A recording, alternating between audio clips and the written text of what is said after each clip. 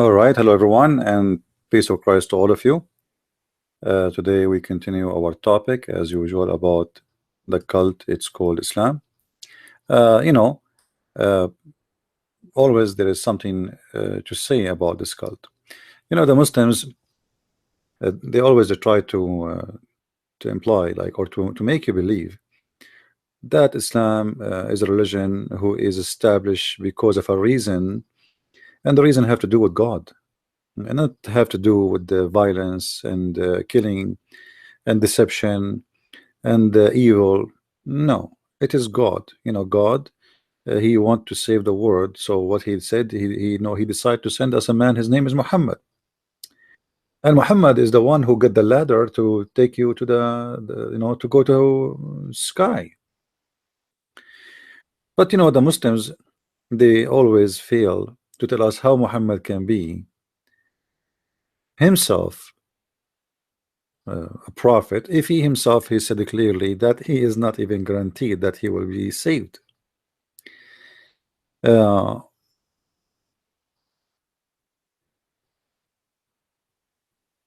we will see how Muhammad become a prophet.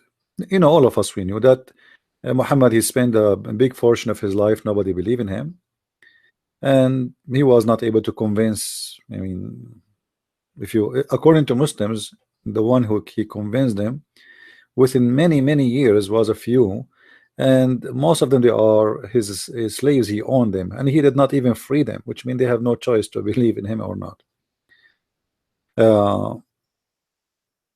So what a Muslim, he say to us that in the Quran there is a message, and the message in this book is proving that it is from God. Let us say you don't want to believe in Muhammad as a prophet because he is he doesn't look good for you.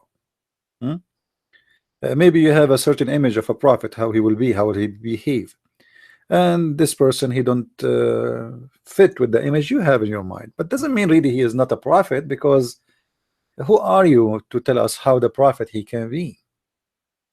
So what about the Quran, which is God words? I remember when we say the Quran is not the same as the Bible. You see, we as a Christian, we say in the Bible, we say the holy book, we say the holy gospel, but that doesn't mean that every word there written is said by God. You will see this guy, he said, this woman, she said. This is not God talking. Even Satan is talking. However, in the Quran, everything is reported by the one, the Muslims, they call him by name, Allah. Now, some naive ones, they've been taught that the name Allah is a word meaning God. That's absolutely false. And they say to you, do you know that the Arab Christians in the Middle East, they use the word Allah? Yes, this is true, they use it, but because they've been forced to use it for centuries. Imagine if ISIS occupy your town for a week, what is the word you are allowed to use? Just take a guess. So those people, they are living under the occupation and the violence of the filthy religion of Islam for many centuries. Just today, a suicide bomber, he entered a Christian church in Pakistan, and he suicide himself. He killed between 6 to 8 people.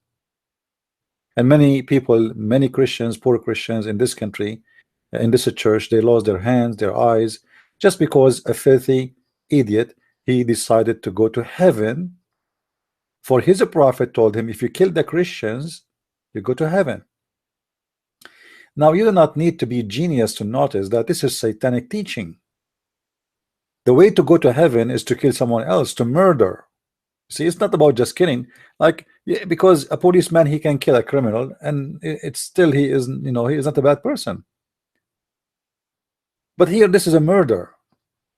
So Muhammad, he justified the murderer, and he justified every kind of a murder, and he made the murder is the way to go to heaven. And the Bible warned us about people like Muhammad. He said time will come, our Lord, he said time will come, and people will think by killing you they are doing a favor to God, their God. And this is exactly what they do. Yesterday, a Muslim, Nigerian Muslim in Africa, he stabbed two European from Denmark, and the excuse is that the decision of a Trump. What those two the Denmark people have to do with the Trump? Because the filthy religion of Islam taught them that anyone, he is European, he is a Christian, so we should kill him. This is what they believe, you know. This is a disgusting, filthy cult, and every human being should stand against it. It doesn't matter if you are a Christian or a Hindu or a Buddha. It doesn't matter, because they consider anyone is not a Muslim is an enemy. Now, you know, some people, they will say to you, oh, okay, now you are teaching hate. I'm not teaching hate, my friend. I'm teaching you what the Muslims believe. If you don't believe me, give me a call, debate me about it, prove me wrong. We have all the source, even YouTube. I mean, go to YouTube right now and see the speech of Muslims in their mosque. You see, the Muslims, they have two kinds of speeches. They have speeches when they try to do propaganda about Islam to fool people about it, and they have speeches inside the mosque. Go and watch the BBC documentary where they did have secret journalists who they are atheists, not the Christians, going inside the mosque and recording what they teach inside the mosque.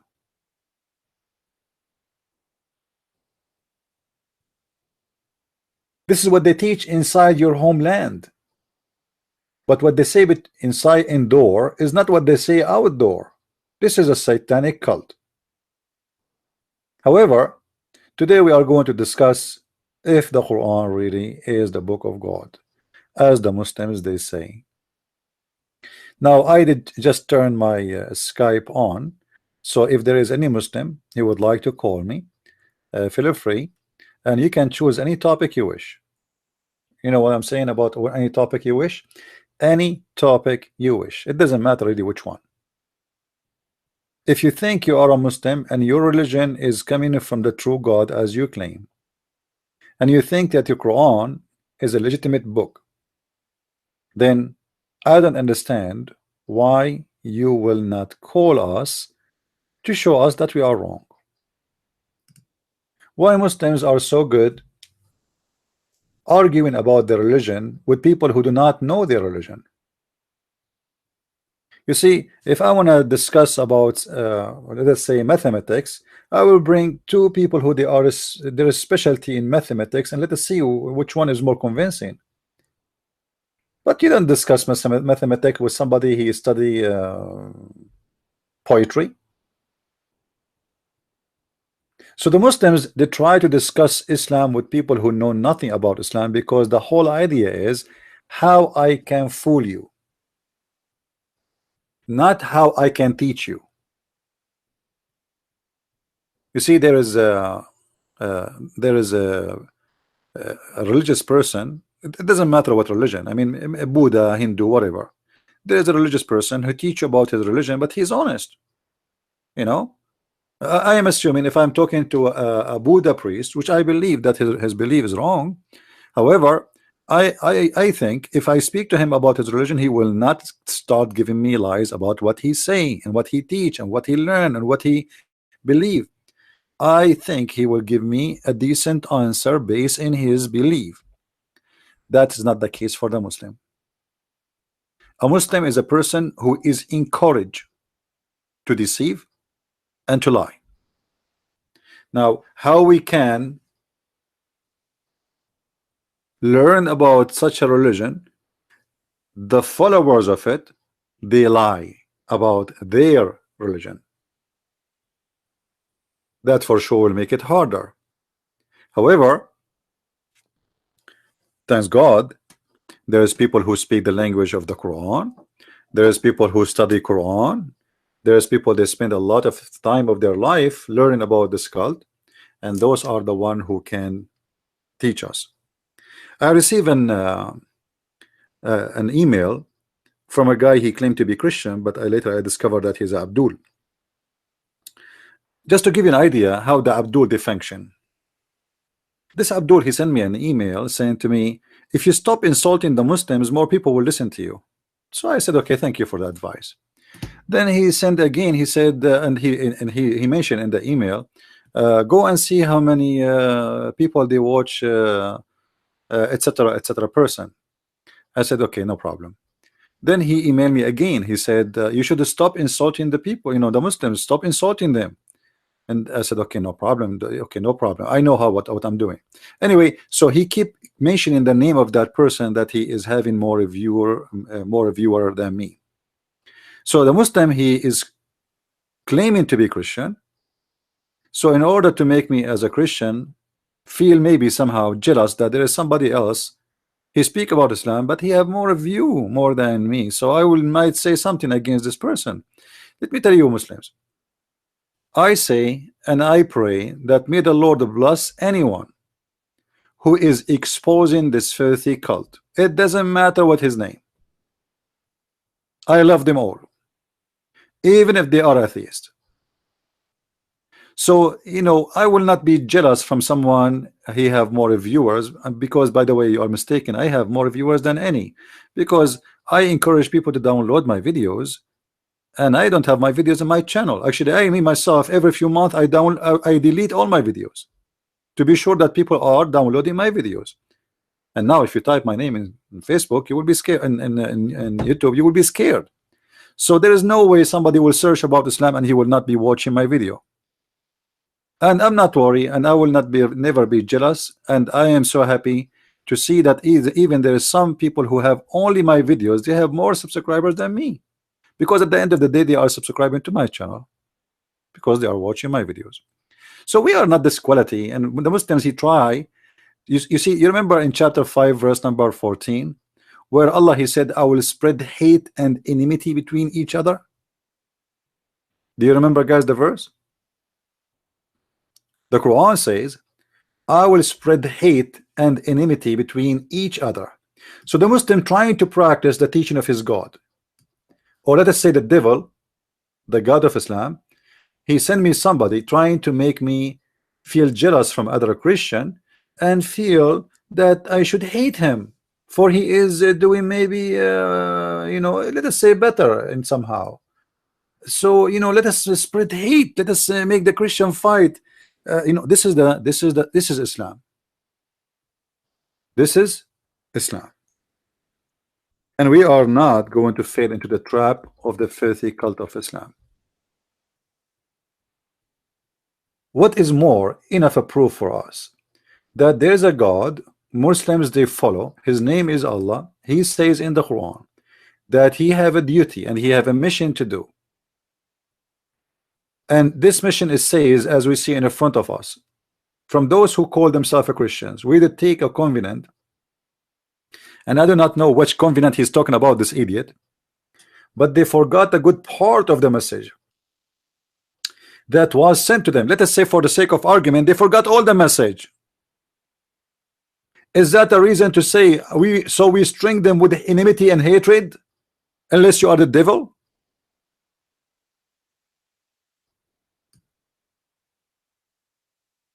Do you guys understand what I'm saying? Let us say that for the sake of argument, there is somebody have a covenant with God. What is the reason for this God to say I am going to spread hate and enmity between them? I mean, what is the what you see? God supposedly he sent his messengers to save those who they are sick, not those who they are healthy. That's what Jesus said. He said, I came for the sick one. When the Jews, they said to Jesus, why you are associating with those, the tax collector, and Jesus, he said, I came for the sick. I didn't came for the healthy. If you are healthy, I will not be here. It's like you're asking the emergency, or you're calling a doctor, and then you are asking the doctor, what are you doing here? You should not be here between the sick one. You should be between the healthy. This is stupid.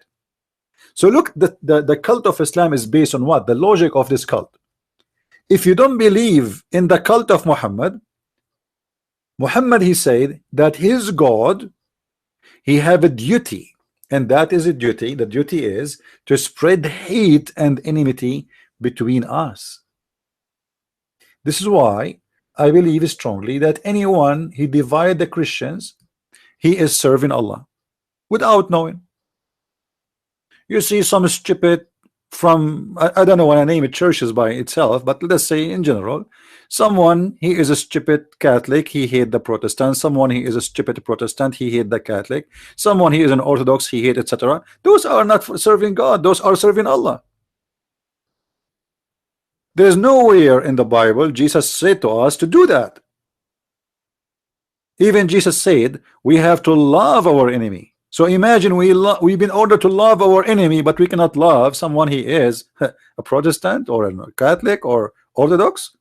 You must be serving the devil, which is Allah. I do not need to agree with you in certain issues, but doesn't mean that if you don't believe in the same exactly what I believe, that means you are the devil. The Catholic, they love Jesus, they worship Jesus, they believe in the salvation of Jesus, same as the Protestants, same as the Orthodox, and the difference between them is really stupid. It's just the devil trying to divide us and trying to make us hate each other, and this is exactly the message of Islam. Divide so we can conquer. And many people do not understand. You see, I have many people, they stop even giving me donation because I don't take a side. You see, I don't care you give me donation or not. I'm not for sale. I am not for sale. You Satan cannot buy me. Anyone who believe in me and he die, he will live. This is the Lord words. So it is not someone he is a Catholic, it is not someone he is a Protestant, it's not someone he is an Orthodox. It is a believer in the Messiah and the salvation of the Messiah. He is the truth, he is the word of God, he is the Son of God, he is the Alpha, he is the Omega, he is the resurrection, he is the life, he is the light, he is everything, he is the bread. So whoever believe in this, he is my brother and sister in Christ. Anything else, it doesn't count for me. So I am quoting for you this to be aware that when we are divided, we are not serving the Messiah, we are serving the devil, which his name in this case Allah. This is what he wanted for you. It's in front of your eyes. This guy is not even hiding it. He is saying that we are going to string them with hate and enmity. This is why you will see many who they are fake Christians. They are willing to attack each other, but they don't dare even to speak a word against Islam. Why? Because they are controlled by the devil. They are controlled by Allah. So you will see someone inviting someone to talk about certain Christian church to attack them, but he will welcome the Muslims to speak about their God, even to teach their children how to pray to Allah. You know what I mean? Do you understand what I'm saying? Who cares if this person is a Catholic or a Protestant? Are we stupid or what? What we care for that this guy, he have one Lord, his name is the Messiah, the Lord, the Savior.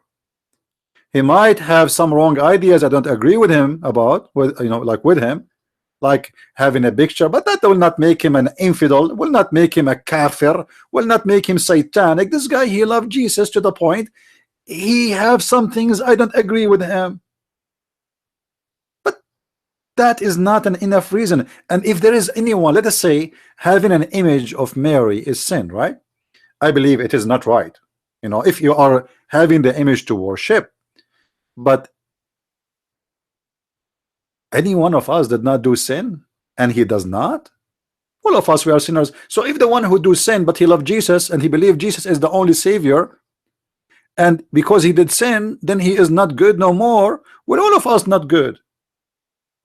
Who of us is not doing sin, or he did sin in his past and he will do sin tomorrow? Any one of us claim to be the angel of God? Even angels, they commit sin. As we see, Satan himself was an angel.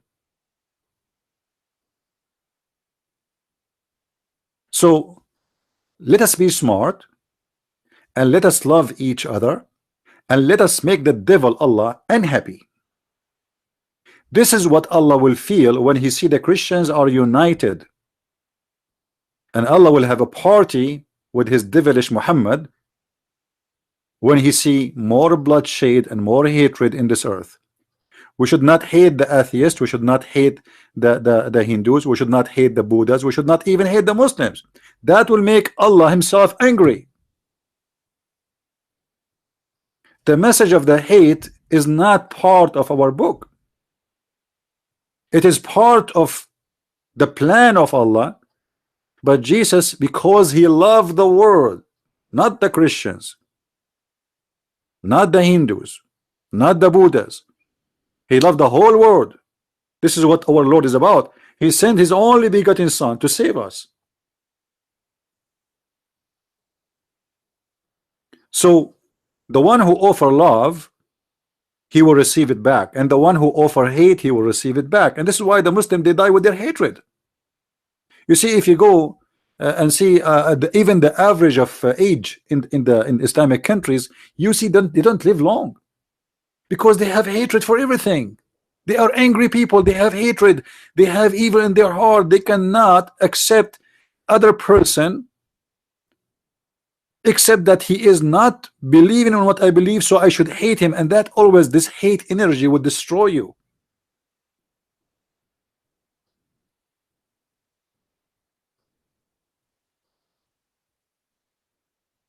Do you know what I mean?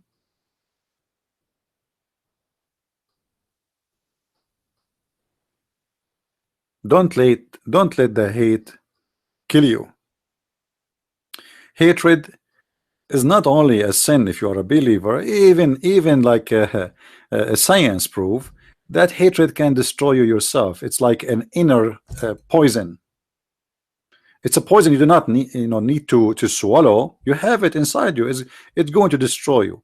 So try to get rid of hatred and jealousy and etc. In the same time, nothing wrong with being angry. However, there's a good anger and bad anger. There's an angry of a decent person, he tried to save others, and there's an anger of a person, he tried to kill others. So let us keep the good anger. When we see something wrong, nothing wrong with getting angry with the wrong. Now, do we have any Muslim here? He have the courage and the knowledge to show us that his religion is not a cult.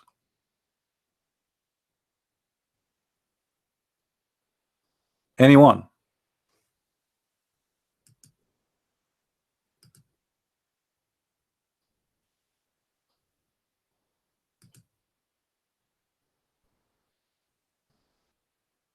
If there is anyone. And I don't want in the chat a bunch of kids. Please, if you are a kid, just leave and watch different channel. Go and watch Mickey Mouse. Watch cartoon. I don't like drama. There's some people, they are like they never grow. They are like kids. This is a serious matter. And if you don't fit here, if you are too much emotional, go watch cartoon. Do we have any Muslim here? Anyone? Any half one? Any quarter one?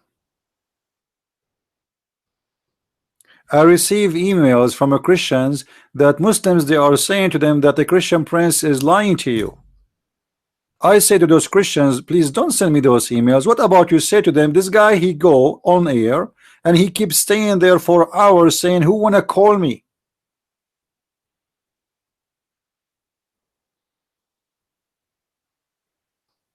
How come they are not willing to call?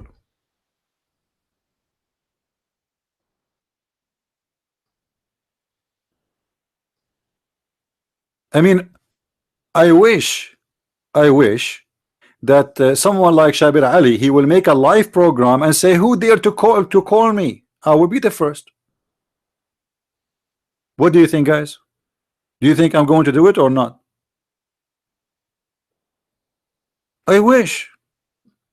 So I'm giving you a golden opportunity, because if somebody is a liar, I mean, this is the best opportunity, is to show everybody from those who listen to him that this guy, he do not even know what he's talking about.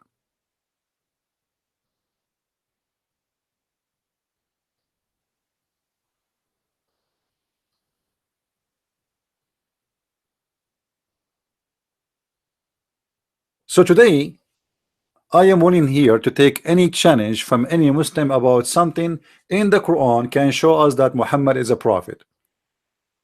Do we have any Muslim have any? No problem. If you do not like to call, it's okay. You can give it to me in the text. So you as a Muslim, what do you have for me to prove to me that Muhammad is a prophet of God? If there's any Muslim, he can offer me something. You see, if we search in the internet, let me do that, as long the Muslims are not calling. There's tons of articles written about Islam and about Muhammad.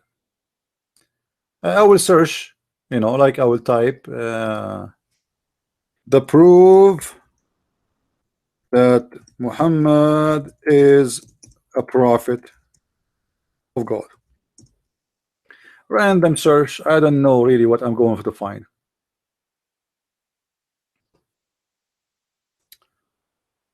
I'm not going to open Christian website. I'm going to check Muslim website. Okay. The spirit of Islam. This is sound like interesting. Sound like a Muslim website, correct? Was Muhammad a true prophet? Let us read a few words to be sure that this is a prophet. I mean, this is Islamic website.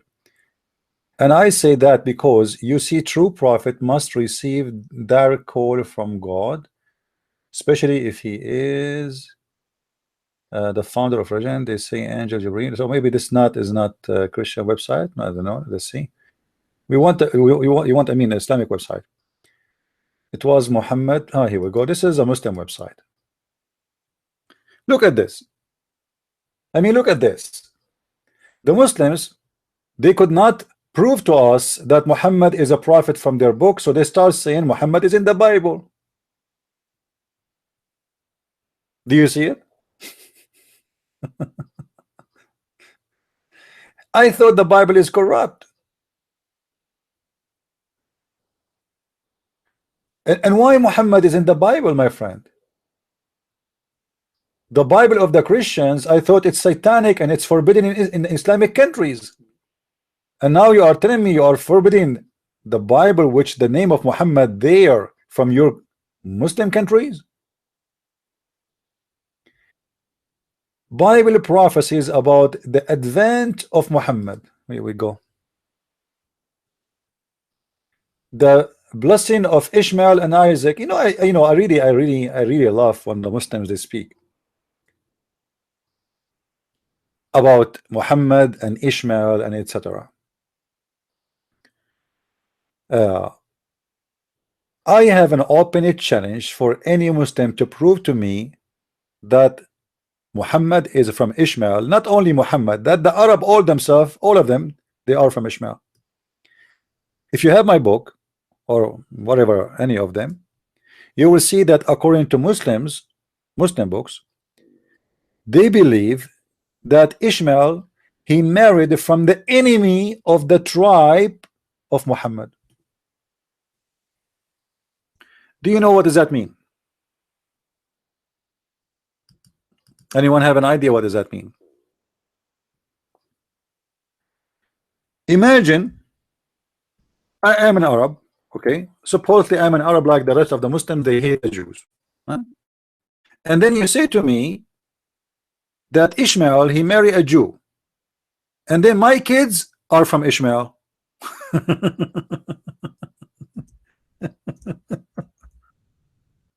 I mean, what a drama, man. How Ishmael is where Muhammad is descended from, when Ishmael did marry, according to the Muslims, to the tribe of Jarham. Is the tribe of Jarham is the tribe of Muhammad, or this is the tribe, the same tribe which Muhammad, a grandfather,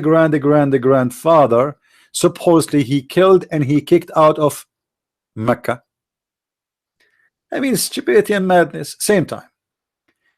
According to the Muslims, that Ishmael, when he didn't marry from that tribe, he learned from them at the age of 11 Arabic.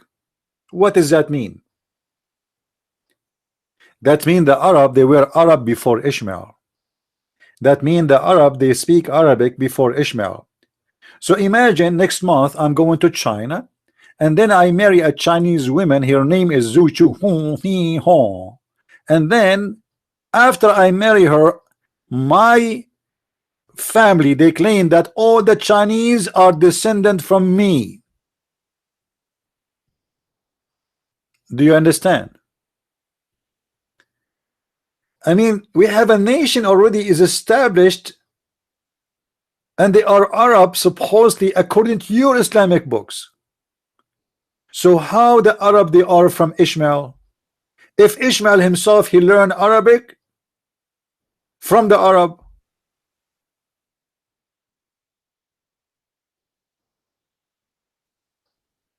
Stupidity.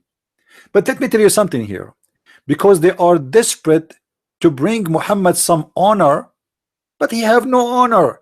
So the only way to give him some honor is to make him descendant from Ishmael, and that will make him descendant from Abraham, and that will make him sound like okay, accepted. This is the whole idea. You know what I mean? Otherwise, you know what those people are talking about. Ishmael have nothing to do with the prophet of the Abdul. It's a fiction. Same time, let us say I am me myself, I am descendant from Isaac, not Ishmael, which is more important person even in the Quran. What does that mean? I mean, is that qualifying me to be a prophet of God for being the son of someone? Is that what a prophet of God mean? It is something, it's a business I inherit. Same time, speak of God, the promise to Abraham that his descendant before any child was born to him. This is about Muhammad, guys. Do you see it? This is about Muhammad. Must be. I mean,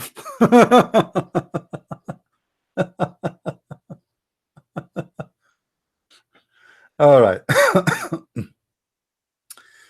Okay, God the promise after the birth of Ishmael and before the birth of Isaac. Yeah. Genesis 21. Isaac is specifically blessed by Ishmael, was specifically blessed and the promise by God to become a great nation. You know, Muslims, are you great nation? I mean, is the Arab, because the great nation here is about descendant. So is all the Arab descendant from Muhammad? According to you, that Muhammad is from a tribe which is from Ishmael, which means only that a tribe is the descendant from Ishmael, which means all of you together are not even 200 people exist in this earth today. So what is the great nation? The Arab exist before Ishmael according to Islam, so they have nothing to do with Ishmael. Now there is some naive, they teach in churches that the Arab are descended from Ishmael too, but for sure this is not right, because you know, even if Ishmael ever he married an Arab woman, or let's say a Bedouin woman, that will not make his children's Arab. As an example, Moses himself, he did marry a woman, she is not from the children of Israel. What we never heard anyone saying that the children of Moses are the Arab, even though he did marry a Bedouin woman, a woman living in the desert. According to Islam, and the Quran confirmed that the children, they belong to their father, not to their mother. If you remember, when Muhammad he wanted to take his own son wife, So he decided to stop the tradition of the Arab for adoption. So what Muhammad he said it's not right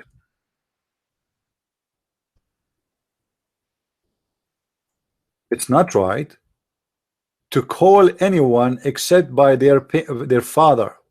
All right, let us see. ادعوهم لآبائهم هو أقسط عند الله فإن لم تعلموا آباءهم فإخوانكم في الدين. What does that mean? The right thing for Allah is to call somebody by his father, not by his mother. If Ishmael is a son of Abraham, what is the nationality of Abraham? Anyone knows? What is the nationality of Abraham? Who is a smart Muslim? He can tell us. Ishmael is a son of Abraham, and the Quran says, you, the children, they always belong to their father. All right. So what is Abraham was a Hebrew? How Abraham became a Hebrew? How does that happen? Abraham is a Hebrew? There was no Hebrew. The Hebrew are born from Abraham. All right. Now Hebrew actually is not even an ethnic group, you know. Abraham is born where?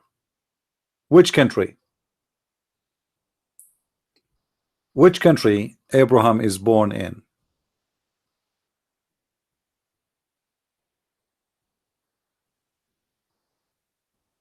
Who wanna tell me? I know there is a delay in the text, like, you know. Which country? Yeah, Ur. Where is Ur? In Iraq. Who is the people of Iraq? People of Iraq are either Assyrian or Chaldean, right? So he is from the people who speak Aramaic. He is from there. Have nothing to do with the Arab. He is not an Arab. He is from the people of that country. Remember, the Arab never entered that country until long after, even after the death of Muhammad. So he is from a country, have nothing to do with the Arab. Their language is Aramaic.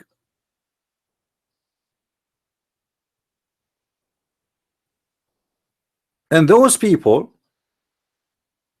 are the people of Abraham, and he is one of them, and they are like he belonged to them. So Abraham, he have a wife, and he marries second wife.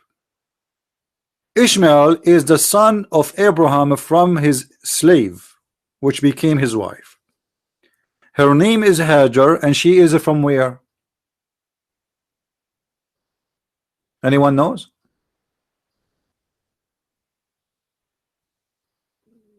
The wife of Abraham, she was from where? She was from Egypt, right? Hajar. Okay.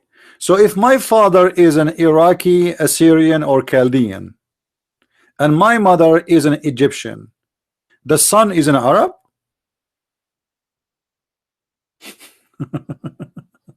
Remember, the Egyptian, they have nothing to do with the Arab. Egypt today is after the occupation, they call themselves Arab because this is what the Muslims do. They occupy a country, they force you to speak the language, they make you change your name, and then they make you forget even about your ethnic group. Africa is Egypt, and Egypt is Africa. Arab are not African, period.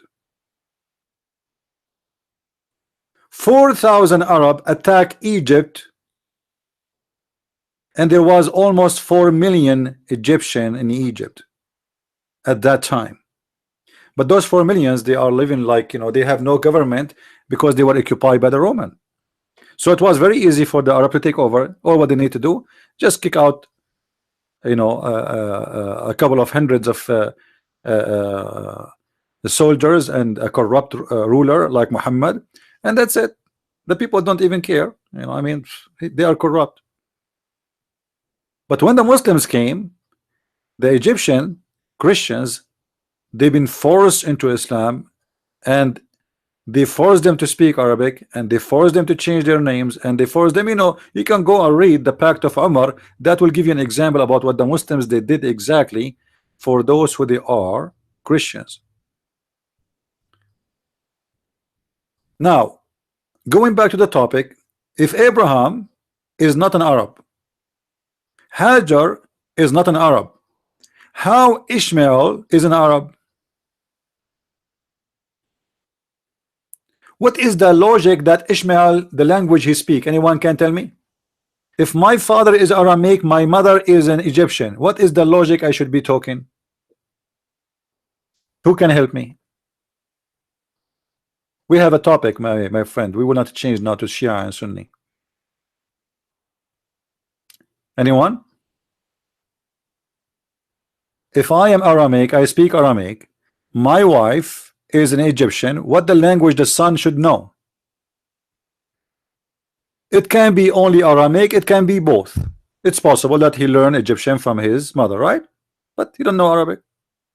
So how the Arab who they are exist according to Muslims before Ishmael, they became the children of Ishmael?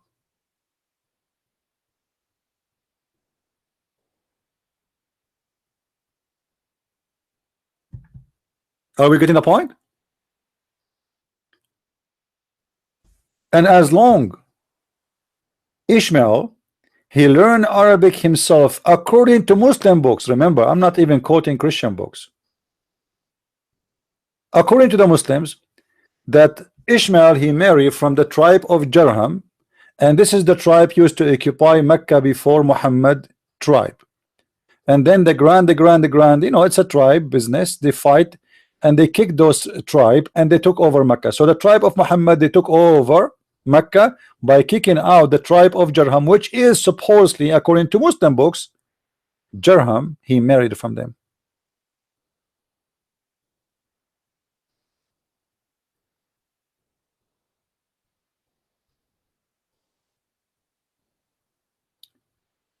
Now, the Muslims, they have many funny stories about Ishmael too. As usual, they fabricate a lot of stuff.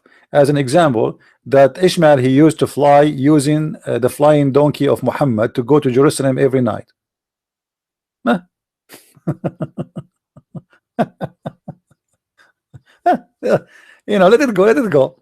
it go. Now, as long as the Muslims agree that Ishmael, he did marry from Jarham, and he is, and the Quran says that we should call them by their father. So the children of Ishmael should not be Arab. They should be called by their father, whatever the father is. It's not the father who will become like the children. The father, he will not be an Arab for marrying an Arabian woman. If this is what happened, it is the children's who they are going to carry the name of their father, whatever he is. He's a German, they will be German. He's Chinese, they will be Chinese. So the Muslim, they contradict their own books and their own logic and their own tradition and their own religion just for the sake of false statement to make Muhammad that he is coming from Ishmael. Same time, if we go in the Quran, we will find this. A lot of contradictions and stupidity.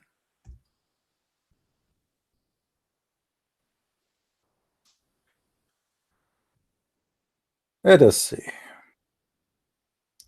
Chapter 29, verse number 27. Allah in the Quran, he said, I hope a Muslim will call and so we can love together. And we gave Abraham, Isaac, and Jacob, and ordained among his progeny prophethood. Guys, do you see what the Quran is saying? Where is Ishmael?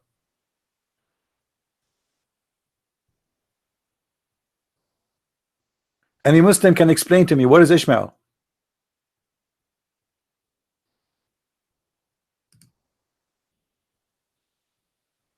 Did Allah forget Ishmael? Ishmael, he is the older. And it doesn't make sense that Allah himself, he say in the Quran that Allah, he made the childhood, or the child of the children of Abraham, they are prophet, and frame their childhood the prophethood, and he named only two names. Where is the prophecy, and where is Allah saying to you Muslims that from the children of Ishmael there will be prophets? Guys, is the idea clear? Is what I'm saying clear? Their God Allah, who made this Quran is stupid. I mean, you know, this is stupid talk. He's just trying to copy from the Bible, and he forgot that later he will claim that he is supposedly Muhammad. He will claim that he is coming from you know, he should fix it. I believe this is something he copied from Waraq ibn Nawfal. He have nothing to do with it. This is what Waraq ibn Nawfal he said. So he is a copy paste person. He have no idea. He put it there, but he do not know here that he's making a mistake, because this verse confirm that the prophethood is from the progeny of two names, which mean one at the end, Isaac and Jacob. So in order to be a prophet, you have to be the son of Jacob, the son of Isaac, the son of Abraham.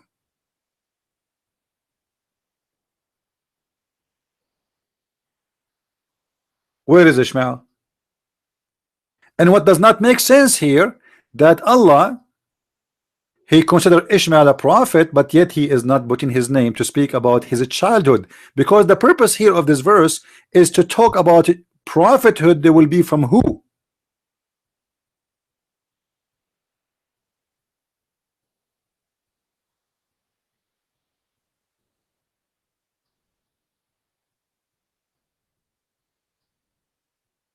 They say that other verses saying that he is a prophet. So what, you know, they say that Ishmael is a prophet in that verse, but here we are talking about the from his children there will be the prophets. You see, let us say God, he made me a prophet, but he said, you know, I have a brother, and my God, he said, from my brother I am a prophet now, and my brother, his children, there will be from his seeds will be prophethood. That's mean I am just a prophet, but from my children they will not be. You see, Allah here is mentioning that the prophethood is going to come from the lineage of who? If Allah, he keep his mouth shut, but always the stupid one, he cannot keep his mouth shut as usual. He have to do poo-poo. So the more he talk, the more he do poo-poo. Now he told us specifically that the prophethood are going to come from who? He is not saying that the prophethood is going to be from Abraham only, and that will make it possible that it's going to be from Ishmael and from Isaac. You know what I mean? I mean, if he say from Abraham alone, that's it, Abraham. But he is here, he's making it, he's making a lineage. You see, don't you see what he's saying there? He said Abraham, Isaac, and Jacob, and we made it from his seed the prophethood. The seed of who? He mentioned to us the seed of who? Those are his seed, where the prophethood will come from. So where is Ishmael? What happened? Allah, he forgot about Ishmael? He dropped in the way? You know what I mean? So the Quran itself is against what the Muslims they say, but who care? I mean, the Muslims are the last one to know. The Muslims, they like only to quote articles written by other stupid idiot who himself he have no idea what he's talking about. If we go to the verses they are quoting for us from the Bible, we will see that those verses themselves, they are going to condemn Muhammad.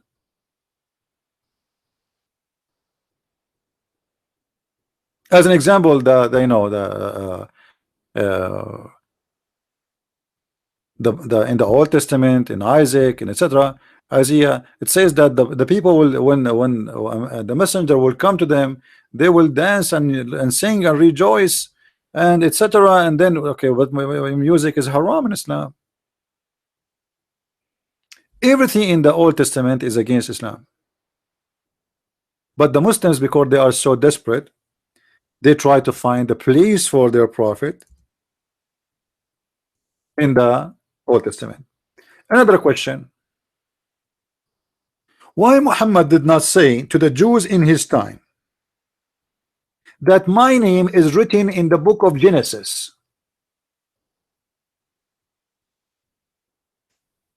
Do you know what I mean? Are you Muslims trying to say to us that your prophet was dumb and he is stupid and his God did not inspire him, and he did not tell him, hey, I spoke about you already, by the way, in the book of Genesis chapter number 12, in the book of Genesis chapter number 17, in the book of Genesis chapter number 21? Huh? How come the Muslims today, they found out after 1400 years? But Muhammad himself is the last one to know.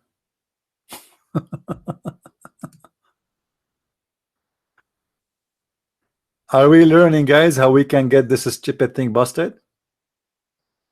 So a dumb Abdul who exists 1400 years after Muhammad, he is more smart than his prophet. He is telling us, I am more educated, more than my donkey. My donkey was ignorant. He did not know how to write, how to read. And his God is donkey too. He cannot read for him. And Jibril, he is ignorant about the Torah and the Bible. So they have no idea what is written in the Torah. So he decided not to tell because they don't know. Then we have another angel. His name is Didat, Muhammad Ahmad Didat. Ahmad Didat, he is more powerful than Allah and more powerful than Jibril. Somebody told Ahmad Didat the name of Muhammad, Muhammadim in the Bible. Ahmad Didat, few years before, he was saying that the book of the Old Testament is the book of porn. In the same chapter, the Song of Songs, he found later that the name of Muhammad is there. But he is the same guy, he was saying that the Song of Songs is porn. So look how they switch upside down from porn to holy.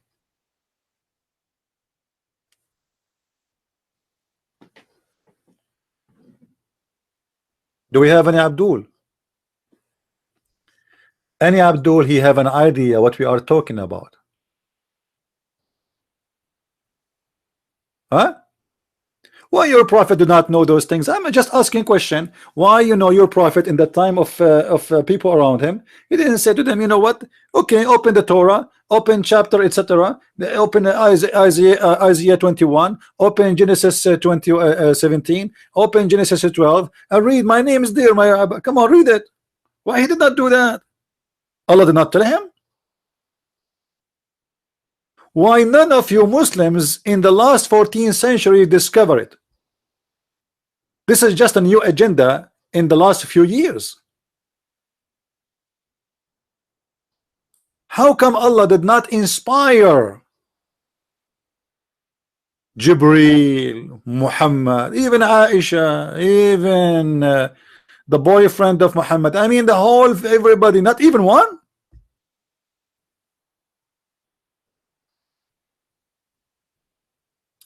And look what this Abdul is saying. Let me show you. This Muslim Abdul here is saying you're Shaitan Paul. Let me show you another stupid things about the Muslims. How come their stupid prophet never said a word about Paul, but the smart Abdul today they attack Paul? Question. Are you saying to me, Muslims, that your prophet was a donkey? He did not know that Paul was a bad person, and you know? Is that what you are trying to say to us? This is exactly what the Muslims are saying. That Muhammad was a donkey, his God was a donkey, Jibril was a donkey, and now we have a corporation of donkeys. But after 1400 years of following the donkey Muhammad, we have a new mule who said Paul is the one who corrupted. So now it is time to correct the education of the Prophet Muhammad, for he was a donkey. He do not know anything about Paul, and we Muslims today, we are smarter than the stupid Muhammad, so he know who is the one who did wrong in the Bible. Not only that, The stupid Muslims do not know that the name, or let us say there's a 3 messengers mentioned in the Quran. According to their own scholars, one of them is Paul, which means Paul is, according to the Quran, is the messenger of Allah. But because those donkeys, they could not find anything to say, they have to blame somebody. So we let us blame Paul. But the Bible is not written by Paul, is it? Paul, he have messages, he have letters, but the Bible is not written by Paul.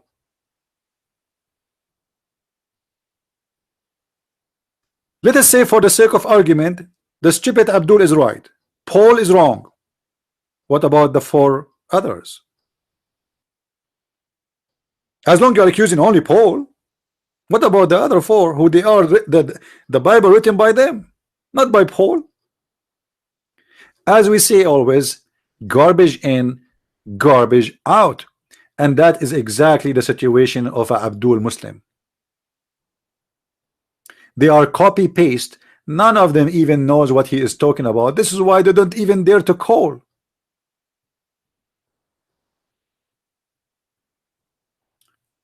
What you will do if I show you that Paul is mentioned by name in your Islamic books, that he is a messenger of Allah?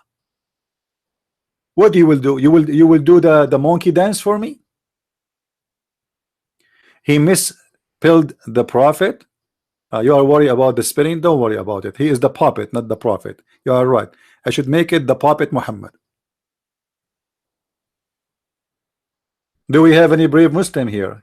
He cared to call me. So you could not find any proof about your prophet to be a prophet. He is a prophet, not a prophet who exists just for the sake of money and vagina. So now we have to try to find him in the Bible. Is that correct? Muhammad is like into Musa's. Why?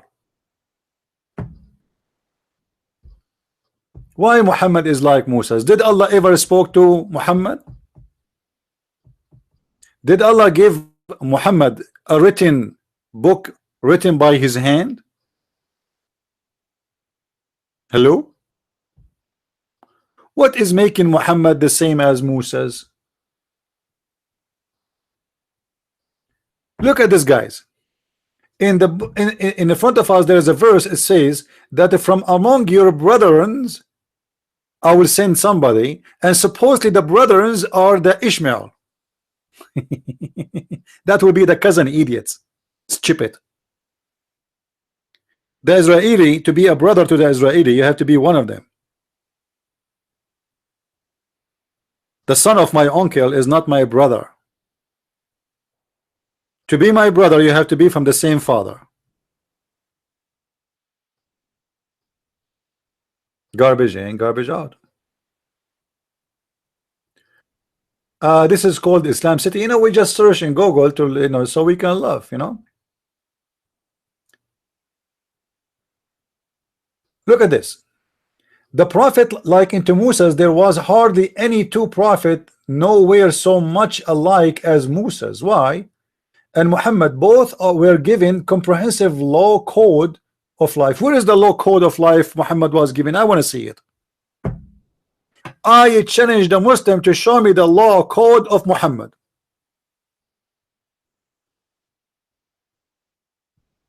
Any Muslim want to show me?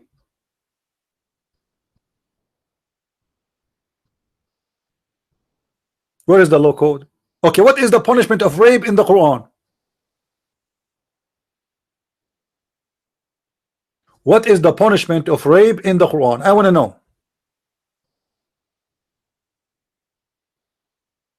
Don't tell me the Quran does not have a punishment for rape.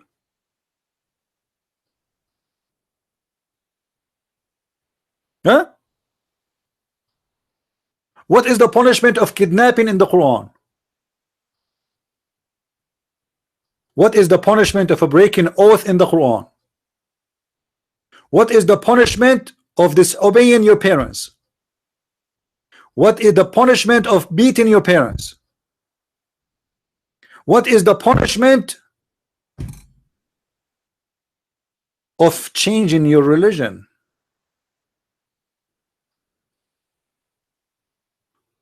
Where is the code? Where is the Ten Commandment? You see, the Muslims, by the way, they don't believe that Allah, he gave Moses, Ten Commandment. No, they believe that Allah, he wrote for him the whole Torah.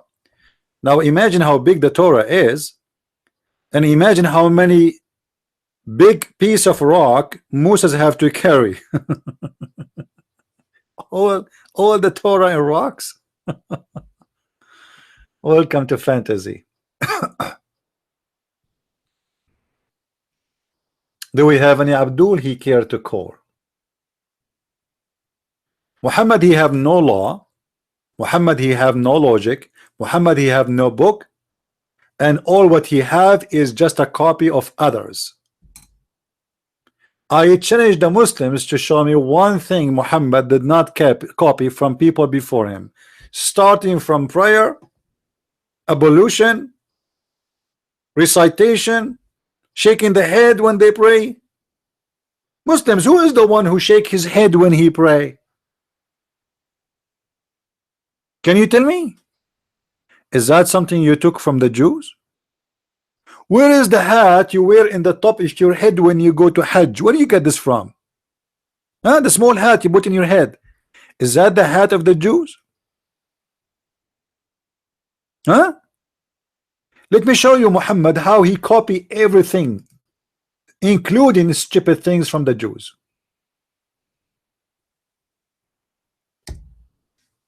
Let me show you.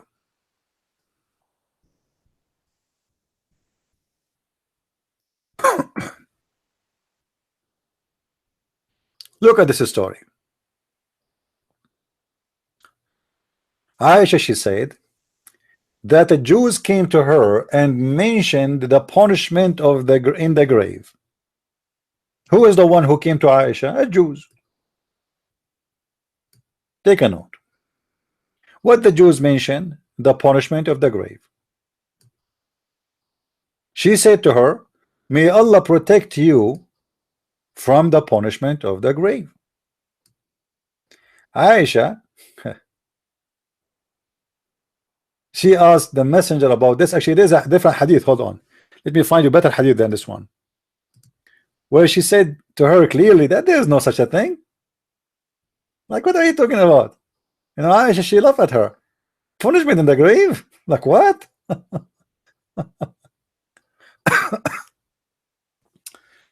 Oh, let us see.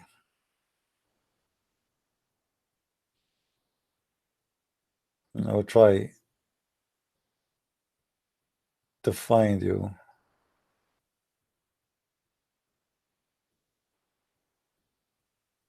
How Aisha, she denied that there is something called the punishment of the grave.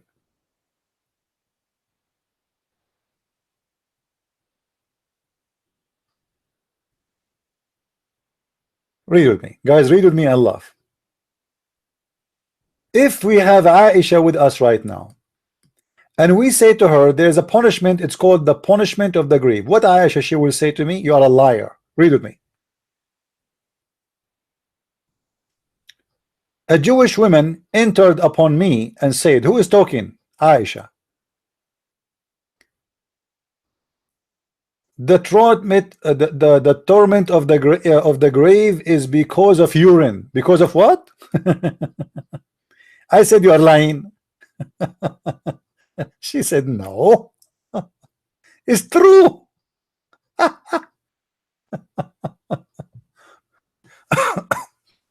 We cut our skin and the clothes because of it.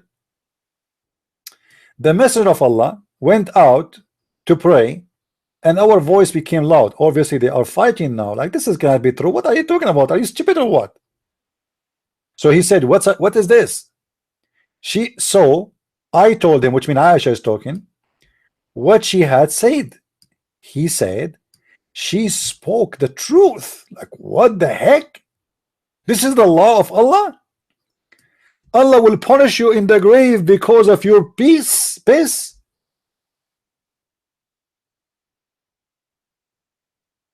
And as you see, Muhammad, he never heard before such a thing. And the proof of that, Aisha, she never heard it.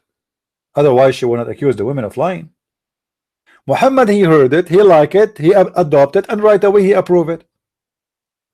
He liked the idea. And then after that, look what Aisha, she said. After that day, he never offered any prayer, but he said, following the prayer, رب جبريل وميكائيل وإسرافيل أعذني.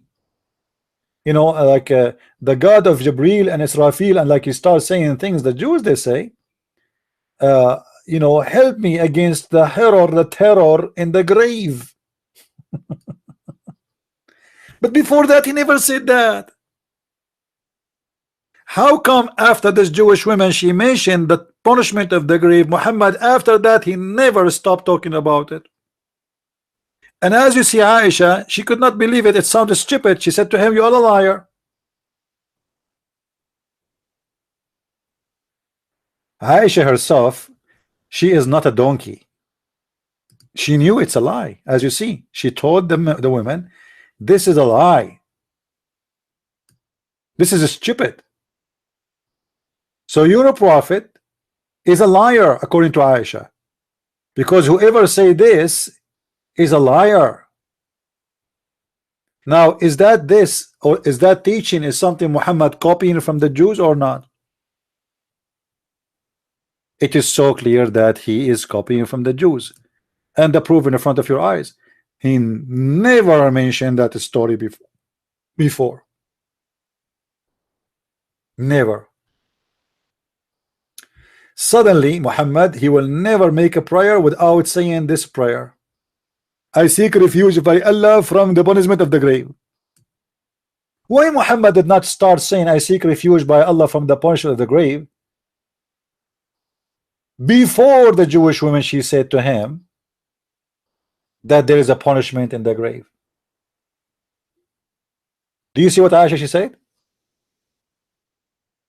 After that, I never saw Allah apostle but seeking refuge with Allah from the punishment of the grave. So Muhammad, because he have no religion, he is trying to copy others. Whatever the Jews around him, they say to him, and sometimes I believe, you know, they are making fun of him, he accept and he believe it. This is why you will see many stories. Muhammad, he is teaching his followers about it, and he make a Quran. They are coming from the legends of the Jews, and he is making them like a part of his religion, like the flying carpet of Solomon, the rivers who stop running because of this voice of David, the birds who sing with him, the bird who is a minister of watering and irrigation, and he find women who have no hair in their legs, a flying carpet who can carry 600,000 chairs. All of this he took it from the Jews. Even the story of Zulqarnain, it was a trap made to Muhammad by the Jews. Go and read the story. You will see a Jew, he came to him, and he was sent by the Jews to ask him 3 questions. One of the question was, who is Zulqarnain? Muhammad, he told them, I will ask Allah. Then he asked around what he will say to them, and suddenly he come with a story that Zulqarnain is a messenger of God, because he heard that some of the Jews, they believe that he is a messenger of God.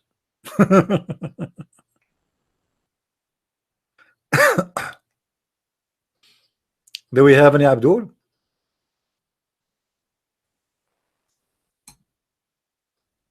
Any brave Muslim? So how many of you Muslims are going to be tortured in the grave because you pissed over your foot? Look what Muhammad, he said, that the most of punishment of the grave is because of urine. if. Look at this, guys. Look at the logic and the law of Muhammad. Allah will not torture you in the grave if you rape a woman. No. Allah will not torture you for raping a child. Allah will not torture you for killing, stealing. Allah will torture you because of urine. That's deep. That's a deep shit, my friend. Urination is the main cause of the punishment in the grave. Where Muhammad he learned this? Anyone remember? Who remember? Where Muhammad he learned this stupidity? We just read it for you. The Jewish woman who said that to Aisha. Remember? Do you remember? Just a minute ago we said that to you. Muhammad he heard the Jewish woman, she is saying that urination is the cause of the punishment of the grave. Muhammad he copy paste and he starts saying to anyone he see in his way, brother sister. Let us call Zakir Naik and ask him for his opinion about this. I mean, obviously Zakir Naik he can give us some answers. I mean, serious answers, right? So if we call a Muslim scholar, you see, we are giving you proofs, clear proofs that Muhammad must be a prophet of God. Otherwise, how Muhammad he knew those things? Think about it. How a prophet, how a Bedouin man he knows what is the main cause of punishment of Allah? How he knew it is the urine? Huh?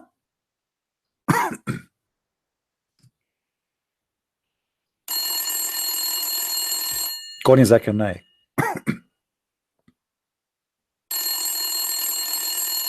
Hello? Assalamu alaikum. Can I talk to Dr. Zakir Naik? Yes, please. He is what? He's urinating now? Okay, I will wait. No, he's not urinating. Oh, he's wearing protection for urine? Okay. Uh-huh. Yeah, okay, I know why. Okay. Sure. Let him take his time. Okay. We will wait. It's okay, no problem. Let him take his time and urinate as much he want. MashaAllah, alhamdulillah. Is it a urine thing? Okay, no. Hello? Walaikum salam. Dr. Zakir Naik. It's me. Dr. Zakir Naik, we are reading a hadith and it is Sahih.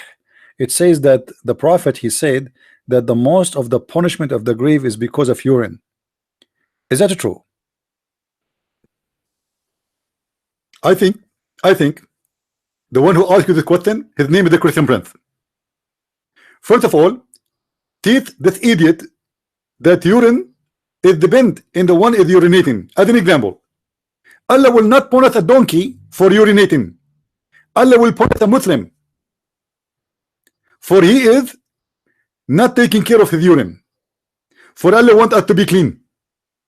As an example, if you urinate and there is like an Israeli soldier next to you and urinate and then some of the urine fell into him, he must shoot you.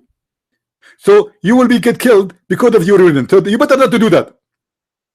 And Allah saying to us that urine is the punishment of the grave, or the main reason for the punishment of the grave, because Allah he hate urine.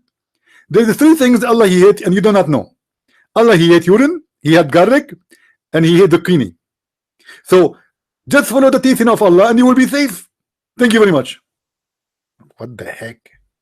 I mean, this is deep, man. This is knowledge. This is God. I just found God. I was an atheist yesterday. Today I became a believer.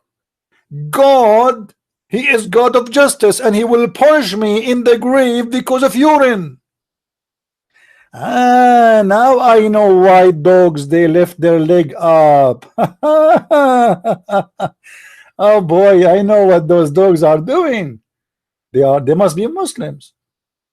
Those dogs are so worried from the punishment of the grave, So when they piss, they lift the leg up, and the piss goes like 45 degree. I mean, what? That's deep, man. That's deep. And you are telling me that Muhammad is not a prophet of God? Is it this is alone is enough for you to believe that he's a prophet? I mean, who can reject this? Who can deny this? That's amazing and so beautiful. So if you rape a woman, Allah will not punish you in the grave. But if you have some urine in your foot, Allah will punish you in the grave. He will torture you. Not only he will punish you. Now, do you know, guys, how Allah will punish you in the grave? There's a video. I wish I can play it for you. You will die from laughing. I'm serious. There's Abdul. He made a video to explain how the punishment of the grave work, where he explained to you that if you read Quran, the Quran will protect your anus.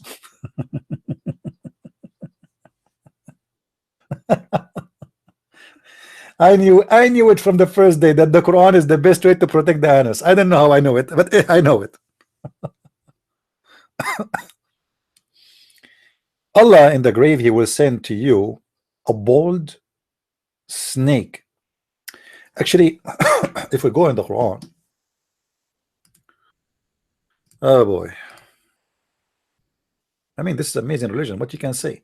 I don't understand why even people don't convert to Islam immediately. It's logical, it's scientific, it's smart, and it's justice. Allah will torture me because of urine. Okay.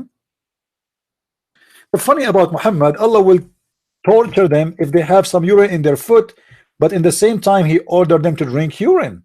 I mean, how crazy is that?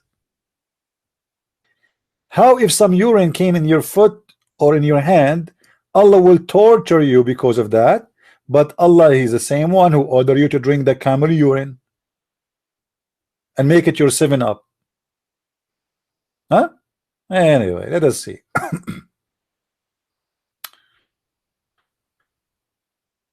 Chapter 20, verse number 125. Oh, let us go and see what the interpretation is saying. 21:25.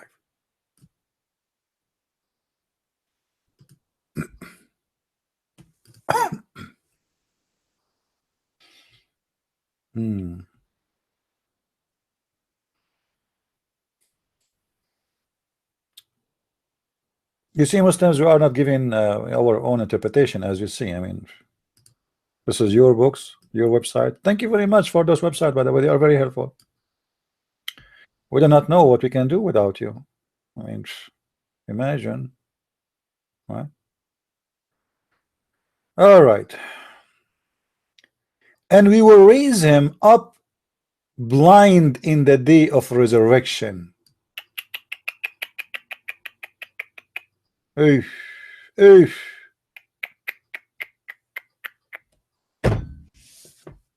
Guys, I warn you, especially females, not to be close to me in the day of resurrection, because my hands will be touching everything around me. So don't blame me if I touch something is not acceptable. All of us in the day of resurrection, we will be raised up blind. Why Muslims? Why? Look. We will be resurrected, and their faces will be blind, dumb, and deaf. Like, what the heck?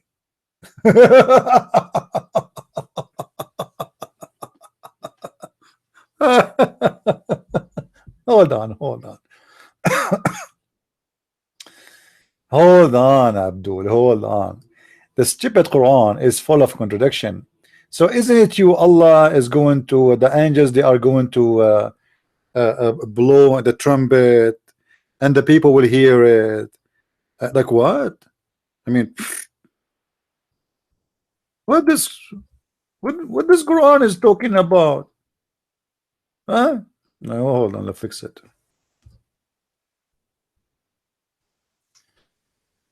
Oh, يوم ينفخ في الصور ونحشر المجرمين. What is that day? This is, he's trying to copy from the Old Testament something, that there's a trumpet, and the day Allah will blow the trumpet. Okay, now if everybody is deaf and blind and mute and dumb, Allah is blowing the trumpet for who?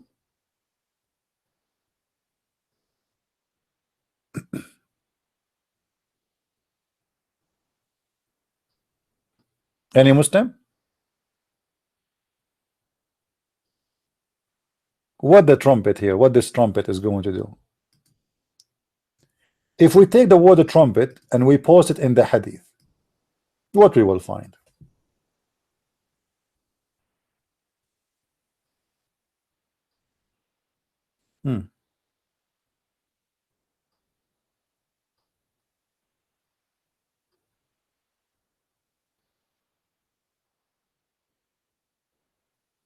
The Messenger of Allah mentioned the name of the one who will sound the trumpet.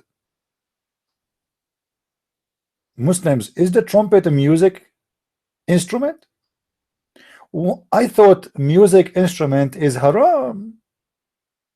Why Allah himself is using a trumpet? Isn't a trumpet haram? Allah is using a machine, what for? I mean, why? It's haram. What do you think?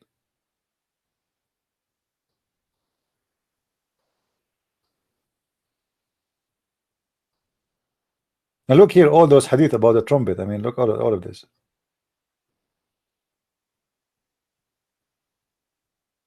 All of this.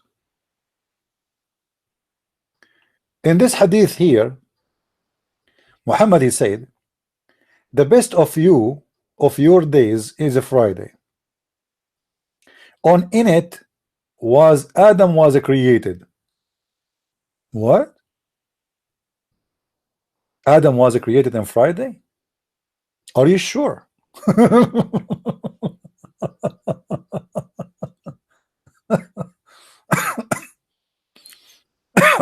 You see, the Muslims, they have all the details, man. They knew even what day Adam is created. And the funny, the Muslims, they say to us that when the Quran speak about days, it doesn't mean days, it means millions of years, billions of years. Days in the Quran, brother, it's mean period, brother. It's not, doesn't mean day. Liars. Muhammad, he said that Allah even created Adam in a Friday afternoon. So Allah created Adam on Friday, and on it the trumpet will be blowing. So the trumpet will be blowing on Friday too. On it all creatures will soon swan. Let me see, what does that mean in English, if this translation is accurate.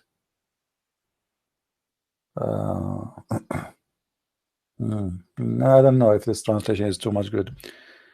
All right.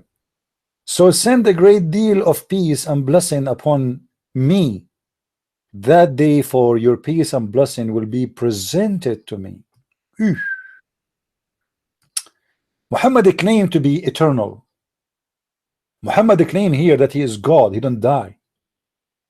So a man, he said to him, O Messenger of Allah, how our peace and blessing will be shown to you when you will be dead?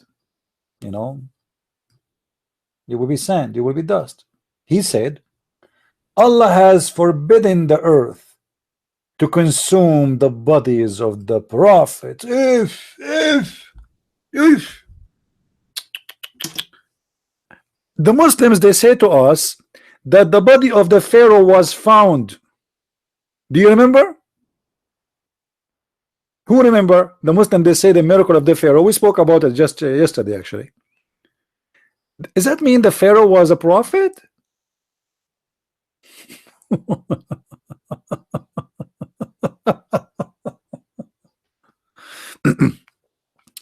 According to Muslim books, the Muslims did not bury Muhammad for 3 days. for 3 days. Most of the reference says it was Monday, Tuesday, and Wednesday. Now, after 3 days, Muhammad body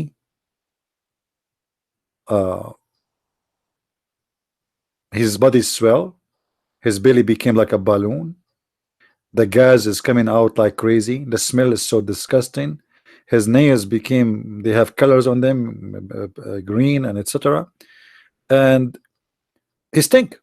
And actually I can show you where the Muslim they say that Muhammad body stink. Who is a Muslim is willing to call me right now to prove to you that Muhammad is a false prophet based in what you Muslims say about what happened to him when he died? Remember, Muhammad, he just said here that the body of the prophet is preserved, and to the point it's preserved and it's still alive, to the point your prayer will be presented to Muhammad even he is dead.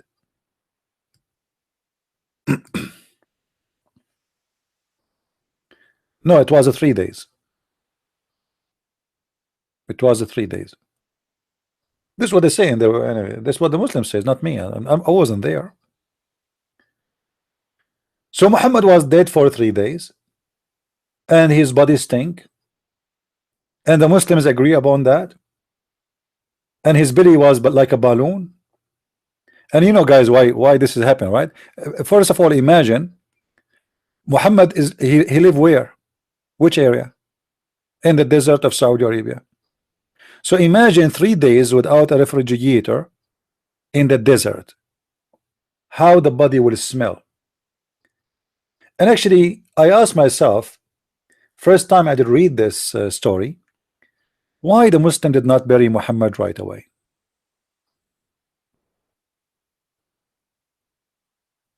Any Muslim can tell us why the Muslims did not bury Muhammad immediately? Who is a Muslim have an answer for that? According to Islam, you can ask any Muslim. It is an Islamic tradition, and it's a part of the religion that somebody he passed away, they have to bury him before the sunset. Okay, so why Muhammad body was not buried for 3 days?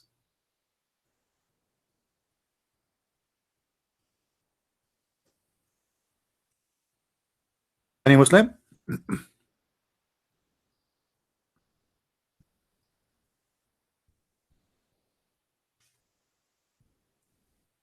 Is that because he said to you this hadith, Muslims? Be honest.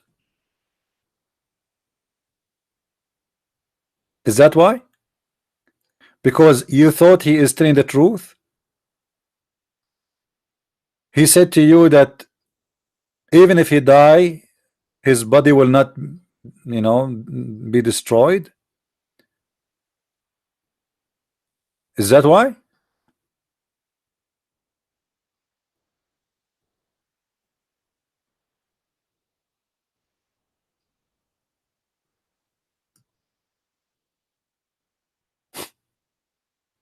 I mean, what's wrong with the Muslims? This is alone is enough to prove that Muhammad is a false prophet. The hadith says clearly, إنه ليأسن كما يأسن سائر البشر. He stink the same as all a human being, they stink. Bury him. Who is the Muslim is willing to call me and make him read the hadith? Any Muslim? He stink as all human they stink. You Muslims are not willing to face the truth that your prophet obviously got busted. He never thought that if he die, they will not bury him. He never thought they will leave him for 3 days.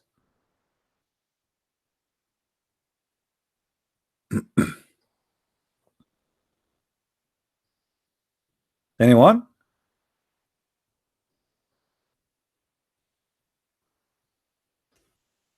Do we have any response? I mean, where is the Muslims? Was Muhammad lying when he said prophets of God, their body will not be consumed? or he was telling the truth, Muslims?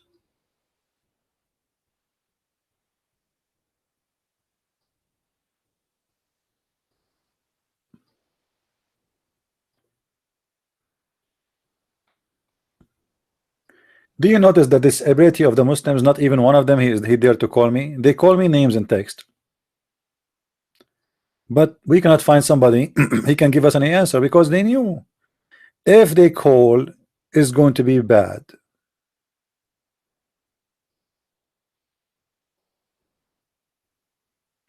Very bad. And if you are following someone like Muhammad, he is a joke, he is a stupid, he says stupid things, you better keep your mouth shut when people who knows speak. You know, otherwise people will laugh at you.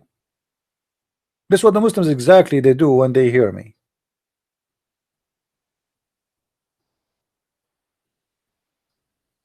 Anyone? Who will get the reward of Allah, and Allah will give him a penis will never go sleep?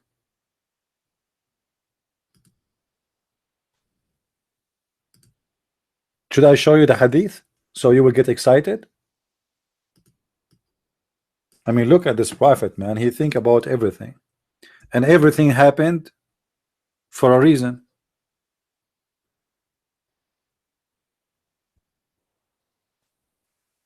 Right?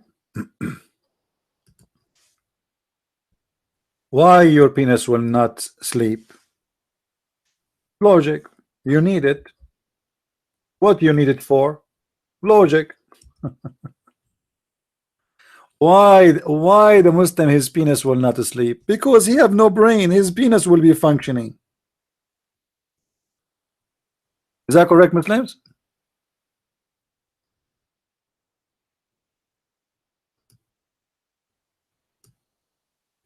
Why Muhammad did not say he will have a brain and nobody can beat him with that brain? Why he did not promise his followers an amazing intelligence?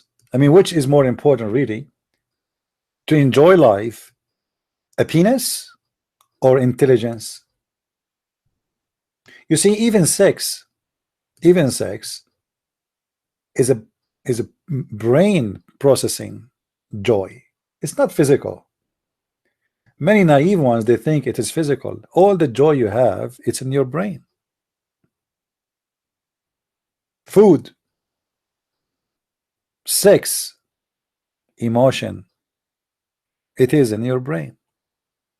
So this is why if you killed his brain, he feel nothing.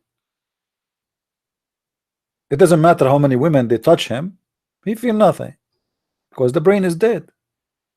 You can keep the body alive. You can feed him, you know, like there's something that's called a brain dead, which means his heart is working, his body is fine, there's no damage in the body, but the brain is dead. That's it. He's useless. You can punch him with a needle, he feel nothing. So Muhammad, he is not promising the Muslims brain. For Muhammad, he have only one focus. He knew that his followers, they has no brain, they have a penis, and their major concern is between their legs. It is the whole concentration is about what between his leg and what is between her legs. The rest is not important. To the point, look what he is saying here. He is not only promising the Muslims that they will have a penis will never sleep. He is even describing the front of those women, that they will have a beautiful vagina and they have a beautiful breast. Ask yourself, why it's so important for someone he claimed that he is coming from God, speaking for God, giving the promises of God, to make promises about penises and vagina and boobs? Is that is that logical? I mean, what is that? It sounds like a pimp. Well, you know, here it says clearly that Allah was going to give you a beautiful vagina, the woman she have a front your desire. Do you see it? I mean, there's no need to explain. That's it. There's a beautiful vagina. This vagina, and there's a beautiful breast. She have a desire like this, a front your desire, her vagina, her breast, whatever. In the same time, don't worry, your penis will be ready for action. This is why the Muslims, they are desperately trying to commit suicide. They are not committing suicide because they love Allah, because they love vagina. This is just about a vagina. This is the vagina religion. Penis, vagina. They are Zakir Naik that the Muslim man in the heaven he will have 72 women. What the Muslim women she will have? He said, brother sister, the sister they ask a question. How come a Muslim man is going to have 72 wives? First of all, the word hur in the Quran, it is a plural. It doesn't mean male, female, or male. So it's possible to be male or female. So the Muslim woman, she is going to have 70 hur. So what Zakir Naik is saying to us, if you are listening, if you are a Muslim, your mother, she will have 70 men to F her. I mean, you must be excited. Your mother, she will be the whore of town. She will be in the bedroom, according to Zakir Naik, and her legs will be open wide, and there's line of men with big penises, and they are doing your mother. If you call your mother in that day, she might by mistake, instead of grabbing the phone, she grab a penis. That is a religion?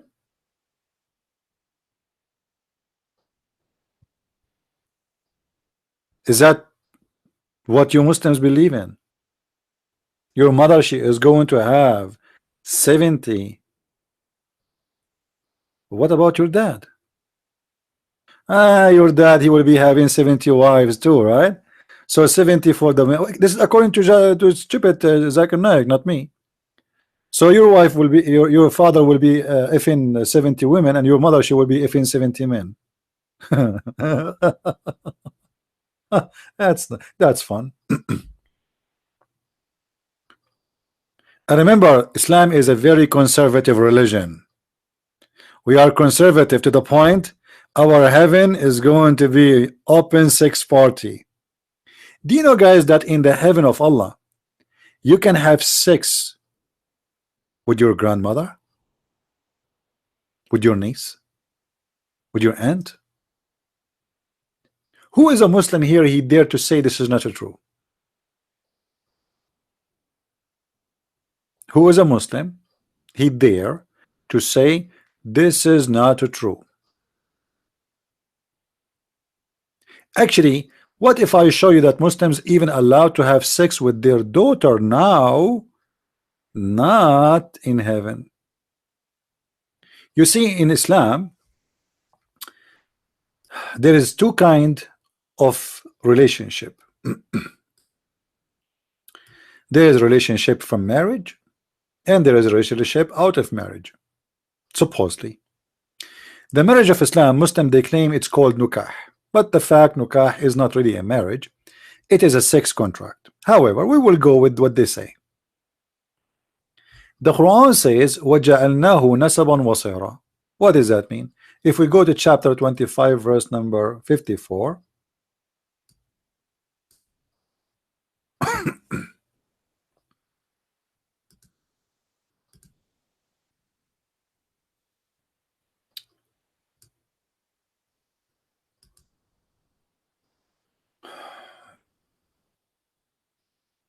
we will go to Arabic because in English we see nothing actually.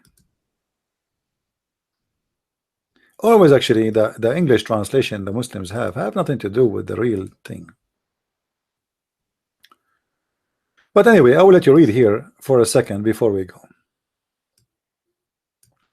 And it is he who created the man from water. He created from a sperm drop of a human being, and made for him ties for blood and ties of marriage, whether it is be a male or a female.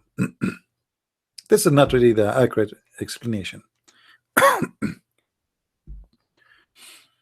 What the Quran is saying, that Allah, he made two kinds of relationship, one by marriage and one by lineage. What does that mean? Lineage can be you know, your seed, but it can be legal seed from marriage, or it can be illegal, which means sperm from adultery. Now, based on this verse, according to the Muslim scholars, that if a Muslim man, he have a sexual relationship with the women, and this woman, she is not his wife, and he made her pregnant, he can have sex with the mother and his daughter from that mother, for she is not considered his daughter according to Islam. This is the interpretation of Al-Qurtubi, and this is the official government of the Kingdom of Jordan. I don't know if Al-Qurtubi, they have a translation for his book already in English. Let me know. Maybe we can show it to people in English. But if you want, you can read it in my book. I think this is in the second book or the first book. Really, I forgot. Deception of Allah, Quran and Science. You check it out. Here it says, قوله تعالى وهو الذي خلق من الماء بشرا أي خلق من النطفة إنسانا فجعله أي جعل الإنسان نسبا وصهرا. To make it simple for you, most of you don't know Arabic. So Allah, he said, supposedly, that Allah, he created a human being from the water, which means the sperm. And then he said there is two meaning for the word وَجَعَلْنَاهُ نَسَبًا وَصِهْرًا, and we made it a lineage from marriage, from legal relationship. That means that there is no lineage unless it is marriage.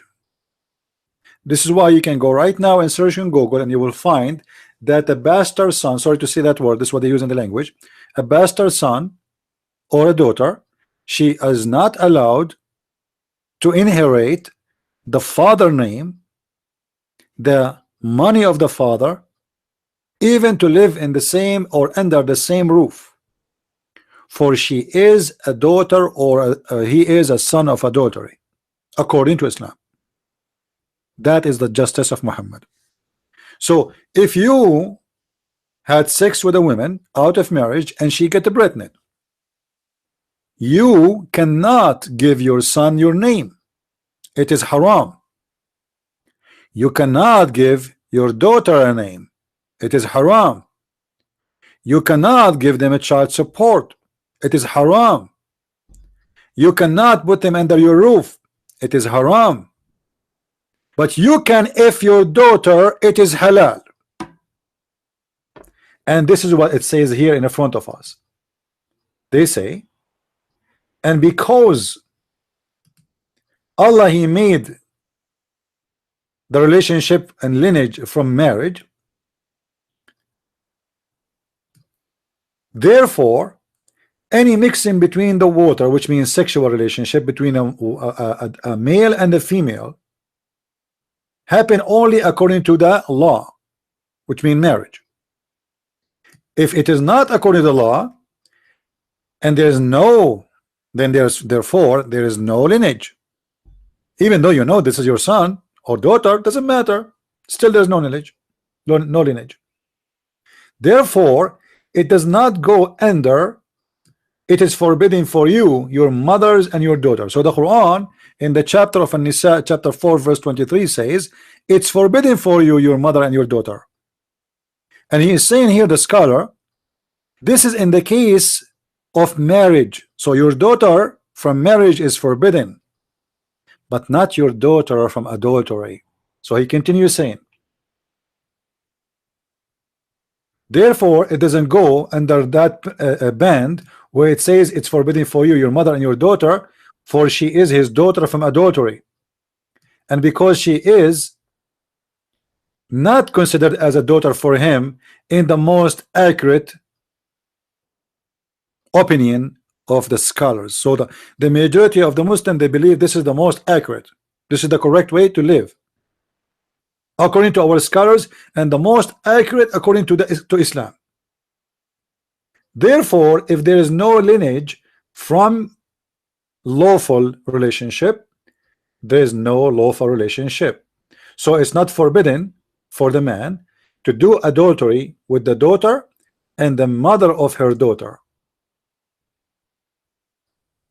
And what is forbidden from kosher is not forbidden from unkosher, which means because he have it already from adultery, well, she is not forbidden anyway. She is not his daughter.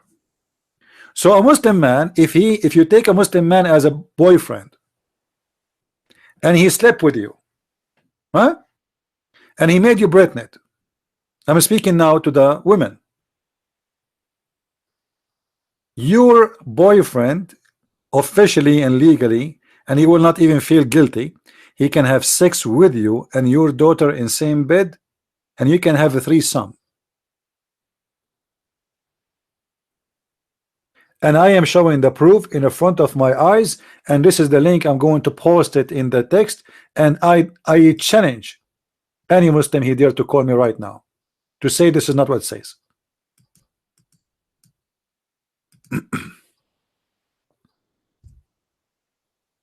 Who is a Muslim he dare to say this is a lie?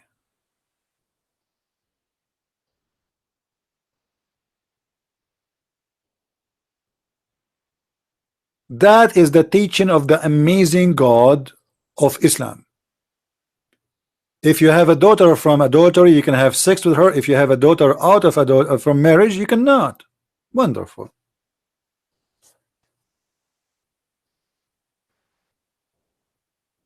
So if you are a stupid woman who is going to sleep with a Muslim man, whatever your reason is, whatever your stupid reason is, you better think it twice before you do so. If you made you pregnant, he will not feel guilty. If you one day you come back home and you find him raping his daughter, don't be upset. I'm showing it to you in front of you. It says this is according to the most accurate belief of Islam, and the scholars agree with it.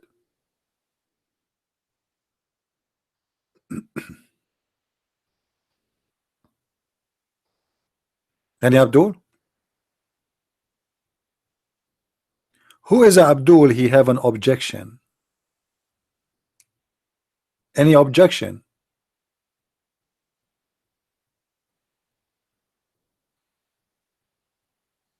Yeah. Now, I mentioned many things. I don't see any Muslim is opposing. Not even a one Muslim saying this is a lie. I mean, what's wrong? The Muslims give up. They give up. They knew. I mean, what they can say. I'm showing the reference in the front of their eyes. What they can do. This guy, he is not saying one word from his pocket. It is what our stupid scholars, what our stupid Quran, what our stupid prophet said. So what we can say to him? How we can say to him he's lying? This is why they don't say anything. How we can accuse him of lying? Like, you know, in my book I have a reference of about Muhammad. He killed an innocent man, and the reference there says Sahih Al-Bukhari, the book of Al-Fatah or Al-Futuh. And the idiot, the Muslims, they go and search for the number and they say this hadith doesn't say that. You Muslims, you idiot, do you know what the book of Al-Futuh or Al-Fatah mean? Is that Bukhari itself? Donkeys. You see, when the donkey he tried to be smart, I mean, he looks so funny. Unbelievable. Don't you see the name of the book?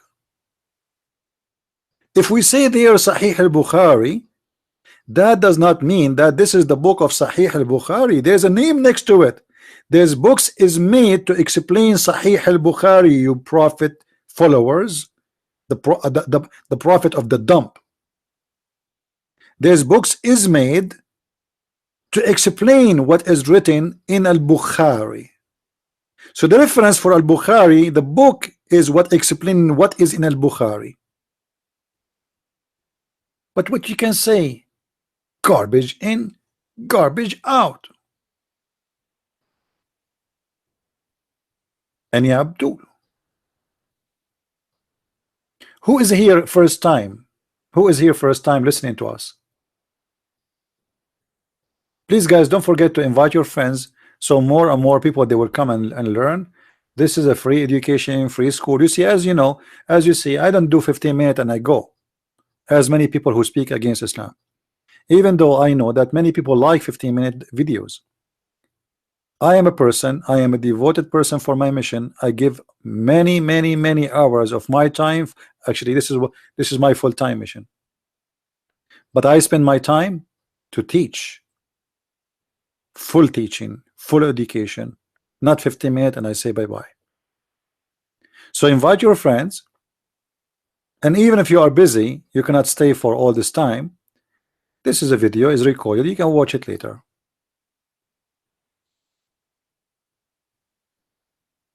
Don't forget to invite your friends and subscribe, so you will be notified when we have live broadcast. Almost actually, almost every day I have a live broadcast.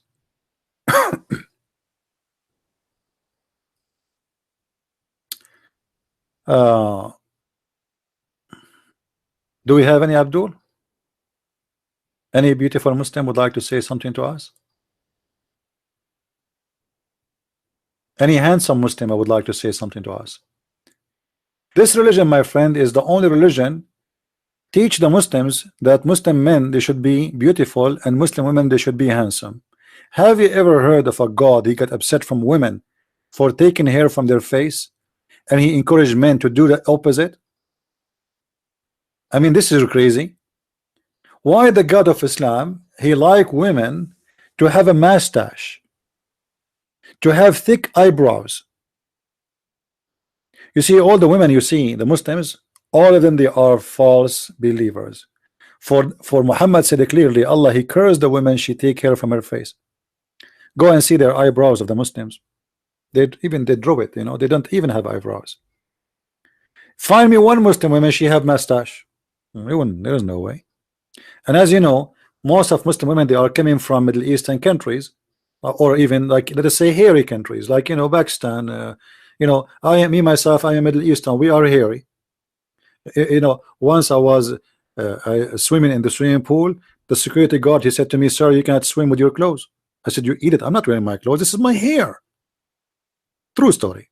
So we are very hairy people, and women is not allowed to take hair from her face. She will have a beard very soon.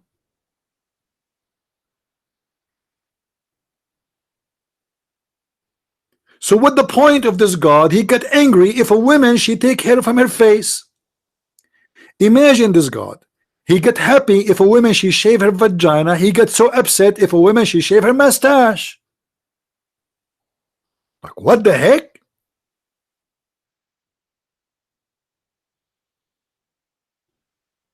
This God is upside down. The women, she should shave maximum of 40 days her vagina. It's a must. Every Muslim woman, she have to do it. But she cannot take hair from her face, because if she does, Allah will curse her.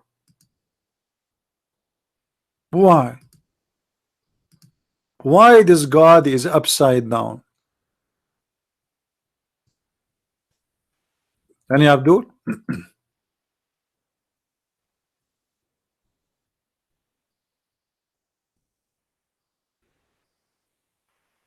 Not only that, even Muhammad, he said, that even if a woman, if she add a wig or she add an hair extension, Allah curse her too.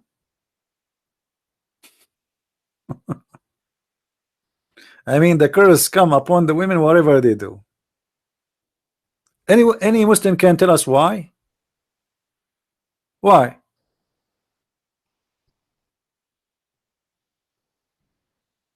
Anyone?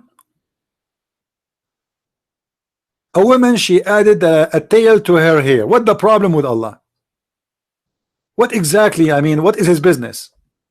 You see, the guy who created the whole universe, he is concerning right now about a woman or a girl. She is 14, 15 years old. She took some hair from her face. Huh? Why?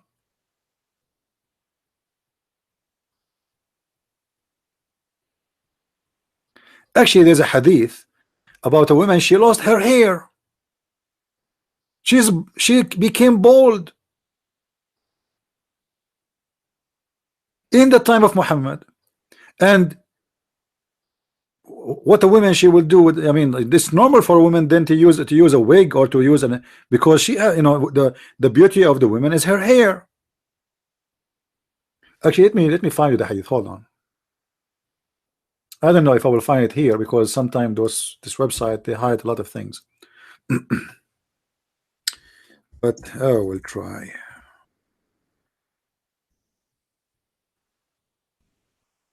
Oh.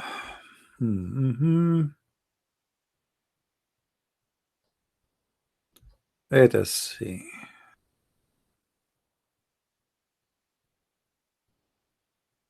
I mean, this website is really.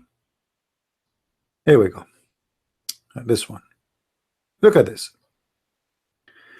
Aisha reported. I hope the text is clear for you guys.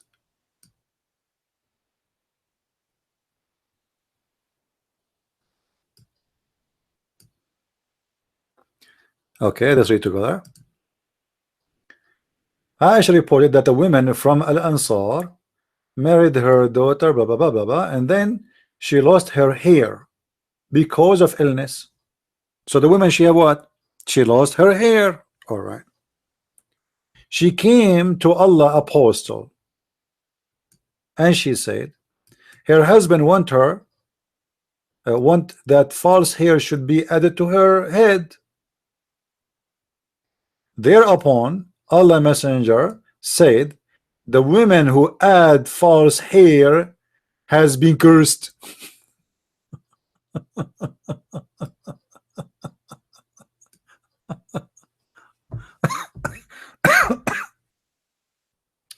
Muslims, why?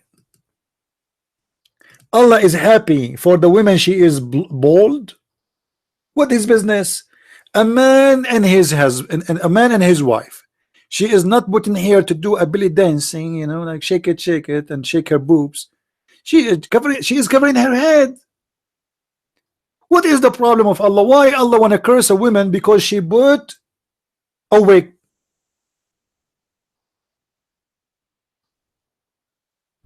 Any Muslim can tell me what is the reason? Let us say maybe this woman, she have a cancer, but at that time they do not know. She lost her hair. Why Allah? Already this woman, she have a pain in her life. She is sad. A woman, she lose her hair, for sure she is not happy with that. Unless she is hippie. You know, she shaved her hair like zero. She want to be like a man. That's a different story. And even those, if they lose their hair, there's a difference between you lose your hair totally against your will and you shave it. That's your will, so it's not going to make you upset. So what is the problem of Allah if she added a wig to her head?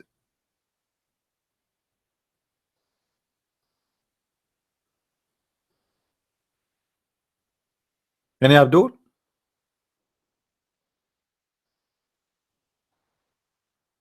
In the same time, Muhammad, he used to color his hair blonde. Like, what the heck? Allah will not curse Muhammad for coloring his hair red? The logic of this, by the way, the Muslim, they say, because you are changing the way Allah He made you look like. Ah, okay, I see, very smart. So when you do circumcision, Muslims, are you changing the way Allah made you look like or not? Huh? When you cut that piece from the vagina and from the penis, when you mutilate the women, huh? The crime you do against them, is that a change in the way Allah He made you look like, or this is how Allah made you look like?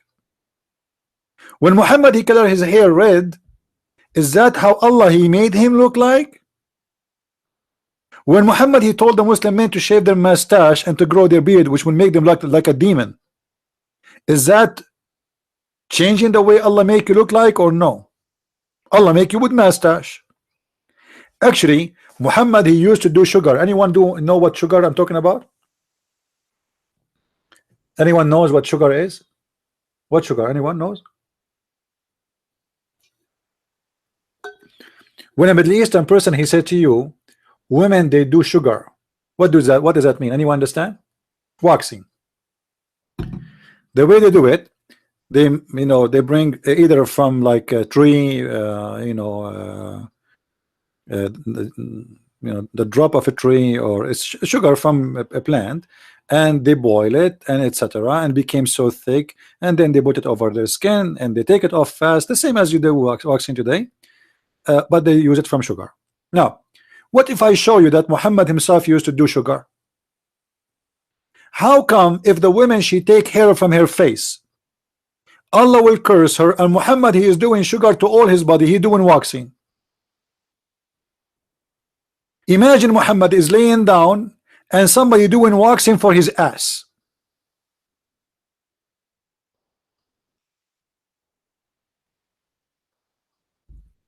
Why in the world the God of Islam he get upset from a woman for taking hair from her face,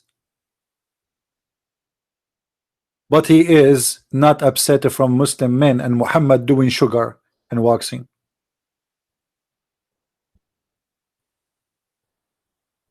Yeah, but you need to know that the anus of the Prophet Muhammad, it's amazing.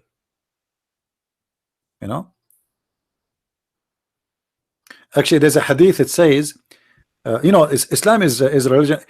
My coming book is going to be very funny. Just wait. When you get my coming book, it's about 6 in Islam. Muslim themselves, they will die from the stupid sexuality of their religion. Just wait. I'm almost there. Almost there. Almost done.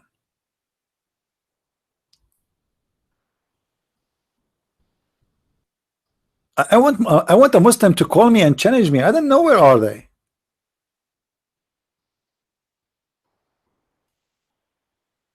And if you are a Muslim and you have a little tiny dignity left on you after killing, stabbing people in the street, raping Western women, kidnapping some Christian girls from Nigeria, or bombing some Christian churches in Pakistan, if you have little dignity left,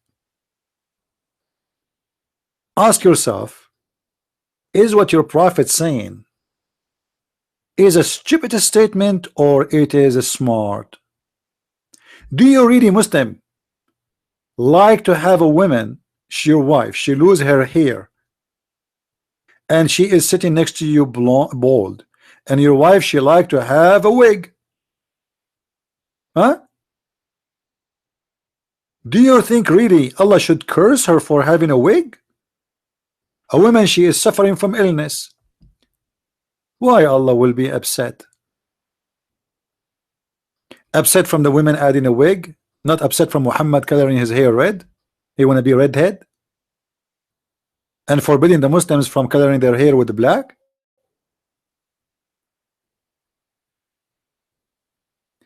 Everything in this religion is upside down.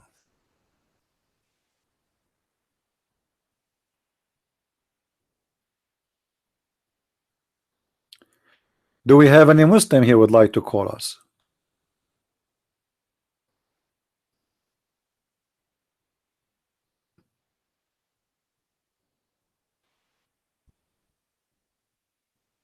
What is the question this guy is repeating? Mohan 6999. What is the question, guys? What he asked? I didn't see his question. What was his question?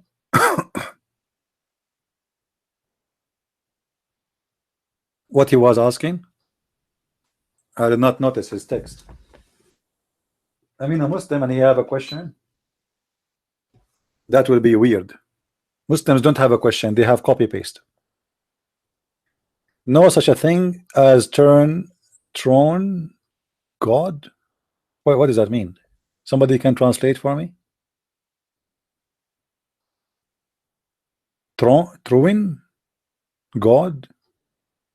Will your God Jesus was circumcised? Let me ask you, Abdul, was your God Allah circumcised? Abdul, was your God Allah circumcised? Let me ask you another, that will make it simple for you, more easy to understand. Is it true that your God Allah himself, he circumcised Muhammad? Is that true that your prophet never been circumcised by a man? Allah he circumcised him. Is that true? Allah he hold the penis of Muhammad and he did circumcision for him? Is that true? What he did he bite it? Did he use a scissor? Any Muslim might tell us how Allah he did circumcision for Muhammad.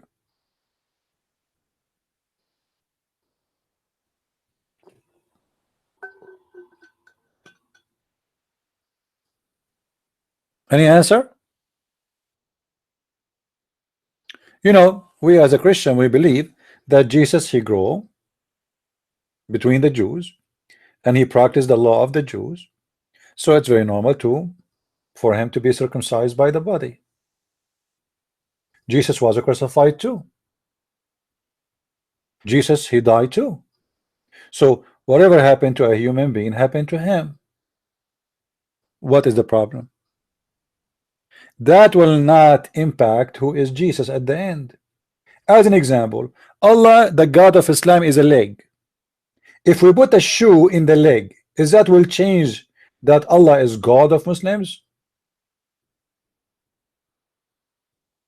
If we cut the nail of the toes of Allah, as long as your God Allah is a leg, is that going to make Allah missing a nail, or he stay Allah? Allah is a physical being. Is he a physical being with penis or without penis? Mukhan, I want an answer, because the Quran says that if Allah he want to if a woman, he will if a woman from those who they are in heaven. Is that correct? Who is a Muslim he dare to say this is not true? Who is a Muslim he dare? You know what dare mean? He dared to say that Allah did not say that if he want to have a woman to if her as a wife or a girlfriend, he will take them from the black-eyed women. Who is a Muslim he dared to say so? Let us go to the interpretation of the Quran and get the Abdul busted as usual. Switch to English. We go to chapter 21, verse number 17. In a second you will see the Muslim trying to change the topic. He don't want to talk about Jesus being circumcised no more. He want to talk about something else. Just wait. Right away, when you start giving them the spank they deserve, right away he changed the topic. This is your God Allah is speaking about himself that if he desired to have a girlfriend to if her, he will choose a girlfriend from the Houris. But those Houris, aren't they the same women you are going to have sex with in the heaven? And Allah he consider that the Houris is ourself, which means they are from his kind. How you explain that to me? If your God Allah does not have a penis, how Allah is going to take a partner as a wife or a girlfriend, and she is a woman, but he don't have a penis? He will use his nose. I knew it. I was thinking what Allah will do. He have no penis. Maybe he will use his finger. Maybe he will use his pinky. God does not have image. That's a lie. That's a lie, Abdul. I can show you your prophet himself saying that, and the Quran is saying that. Are you stupid or what? The Quran says Allah have a face, Allah have a hand, Allah have a foot, Allah, etc. You know, if we go right now and search in Google, hold on, in the front of your eyes. I mean, why we need to go anywhere? Let us go to YouTube. Where is YouTube? Here we go.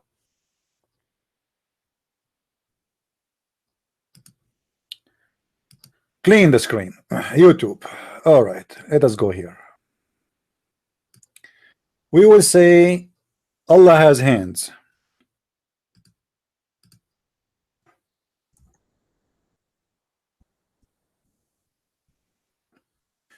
You see all those videos? All those videos explain Allah hands, how they look like. Allah has two hands. Allah have a foot. Allah has a face. And I think he looked like this guy. So what do you mean Allah has no image, you idiot? Are you a donkey or a donkey? So all your scholars, they teach that Allah have hands, Allah have a foot, Allah have lips, Allah have teeth, Allah he bite, Allah he shit, Allah etc. And then you say to me Allah has no image. So what he have? His hand is an image? Are they fake?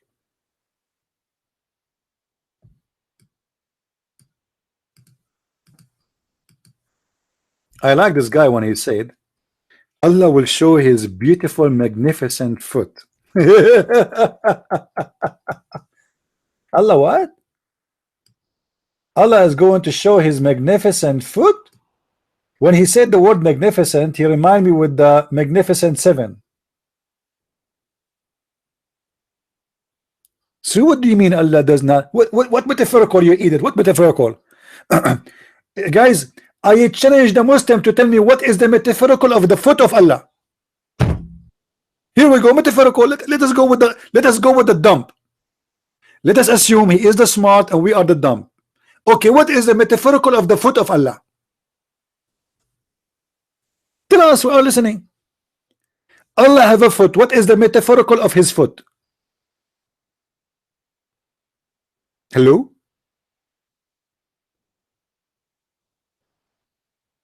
Hello? What is the metaphorical of the foot? Allah have a foot. What is the metaphorical of it? Explain. I mean, can't you find me a smart Muslim ever? Can't you? Just even once? Are you searching Google to find the metaphorical of the foot of Allah?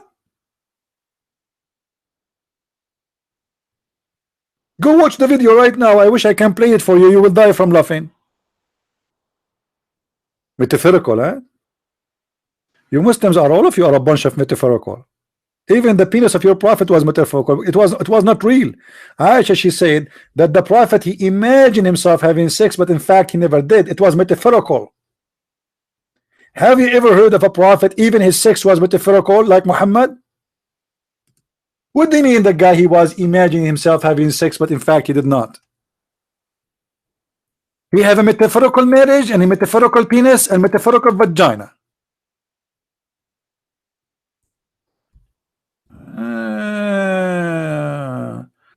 I mean, I was wondering why it was metaphorical sex. Oh, this is deep. This is really deep. Eesh. How come I never thought about it this way? The prophet continued for such and such. Let me change the translation, guys, to make it fit with the Abdul in the text translation. or interpretation. The Prophet used for such and such period. Imagine that he had metaphorical sexual intercourse. Are you happy now?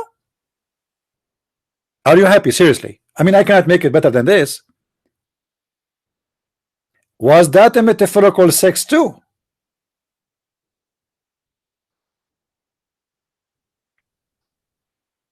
So what the Prophet used to do?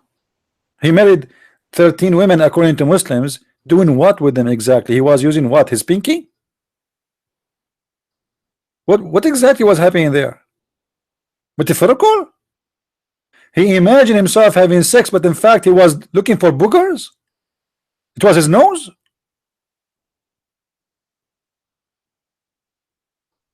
Hello? Stupid religion.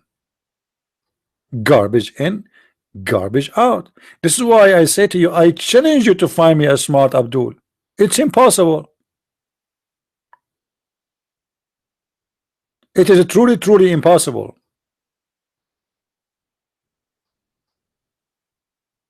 Well, what do you mean too much? Okay, if you are shy, don't watch. You better go sleep. Watch cartoon. Mickey Mouse, by the way, is on. Mickey Mouse. And by the way, do you know that Mickey Mouse is wanted by Muslims? Imagine the stupid Muslims, they have a fatwa against Mickey Mouse, for he is the enemy of Allah. Why? Because Muhammad, he said that the enemy of Allah is the mice. Like, what the heck? The enemy of Allah is the mice. Allah and the mice are in war? A mice? Allah? The one who created this universe, his name is Allah, supposedly according to Muslim, and he have a war with the mice. By the way, as long as we are talking about the mice, do you know the story of Adam when he went in his ship? What was his problem? Anyone remember? Who remember what happened to Adam? It have to do with the mice. Anyone remember? Not Adam, sorry, Noah. The story of Noah. Anyone remember? That Phil for sure he know. Phil Horia, he know it. So we want somebody else. Who knows what happened? When Noah, he went inside his ship, he found a mice. Oh boy. And now Noah is worried that his mice, or this mice, is going to eat his food. So now he need to find a cat. He could not find a cat. Look how embarrassing. However, Allah, he made the lion have a flu, and he was so sick. So Noah was able to carry the sick lion and put him in the ship. And the lion, when he was in the ship, he sneezed. And when he sneezed, a cat came from his mouth. Allahu Akbar. True story.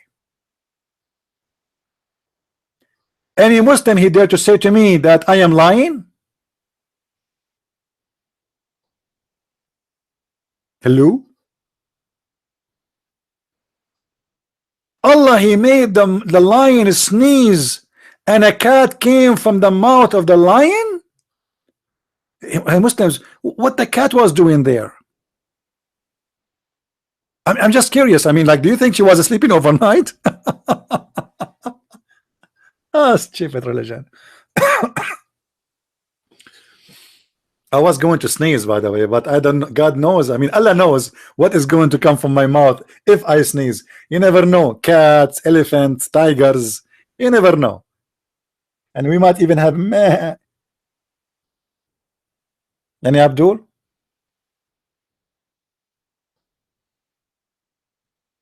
Hello?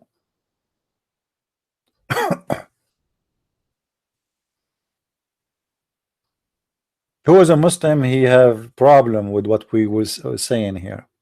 Don't forget to subscribe, because at the end of the month, especially in the New Year evening, which is halal evening, Allah will give versions. I will give you a version like Madonna. She's very version. You see, Madonna, the actor or the singer, she is very much as version as the versions Allah will give in the heaven. Imagine that according to the Abdul, that those women, after they have sex with them like 1,000 and 1,000 and millions of times, they are staying virgins. Hey, Muslims, why they stay virgins? Is that because you are doing metaphorical sex? Hmm? Oh no, each time you finish with her, Allah, he put his finger there and he make her virgin again. But don't you think this is stupid and silly to believe that she is virgin? You just have sex with her. So what is the virgin about her? What is the point of saying that those women, they will stay virgins? You just had sex with them a second ago, and now they are virgin again. Why? What the point? Ah, you enjoy seeing women in pain. Ah, it's a sexual joy. Ah, you Muslims like to do like hurt sex, like, huh? You like to hurt others and you watch? Is that what the point? Why? I want to know why Allah will keep them virgin for you. First of all, this is a cheating. And not only this, you know, like, you see, we are jumping from topic to topic. Sorry for that, but because Muslims, they are not calling what I can say.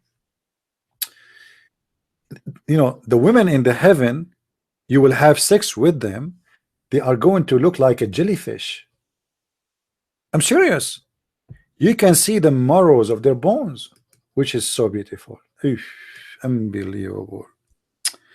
Imagine you have a wife, and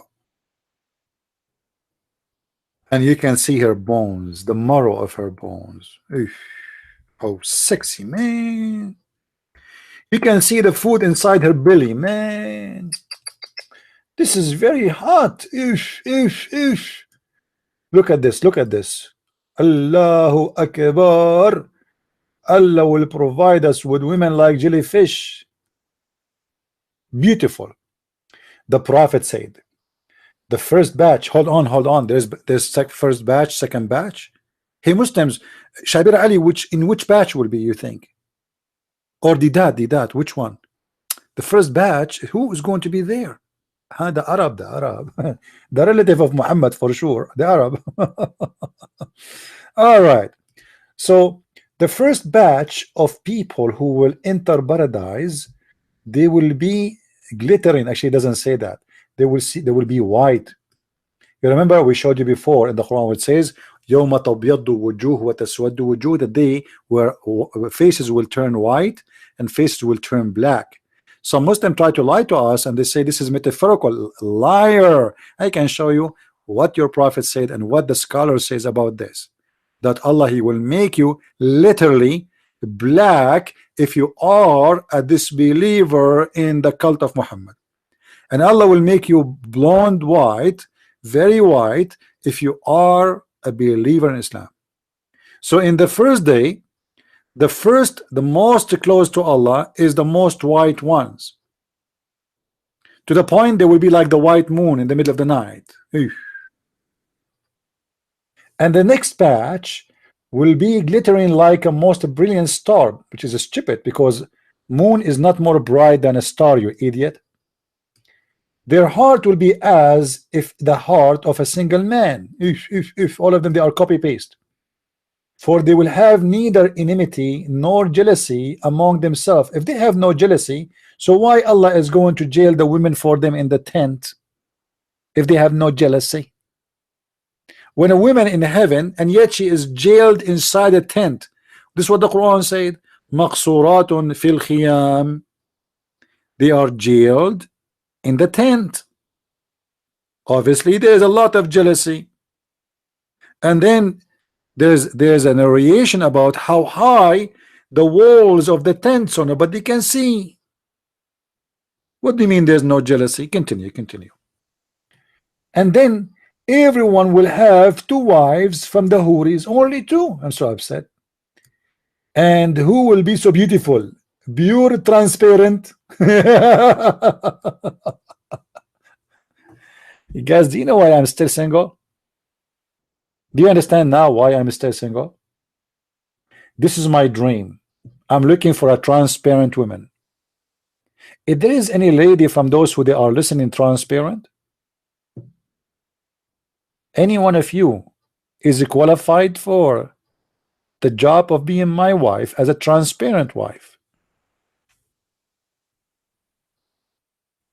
Transparent? A woman, and she is a transparent. What kind of a transparent, Abdul? Brother, this is a metaphorical, Abdul. It says here, to the point you can see the marrow of their bones. What metaphorical?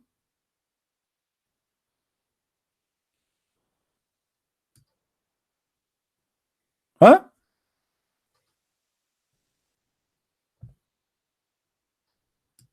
God, he is promising me a transparent woman. I can see through her bones.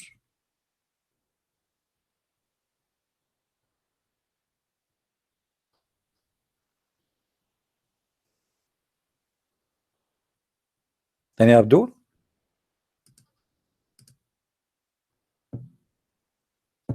That's, I don't know. I think let me show you how your wife in heaven will look like. Hold on, hold on.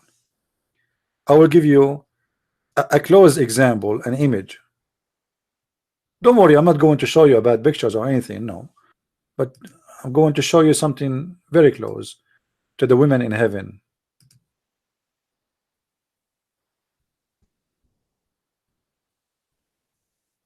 All right.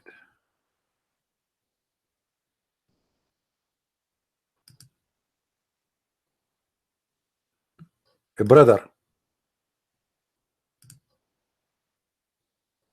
Oh, this is YouTube. We cannot use it. Hold on.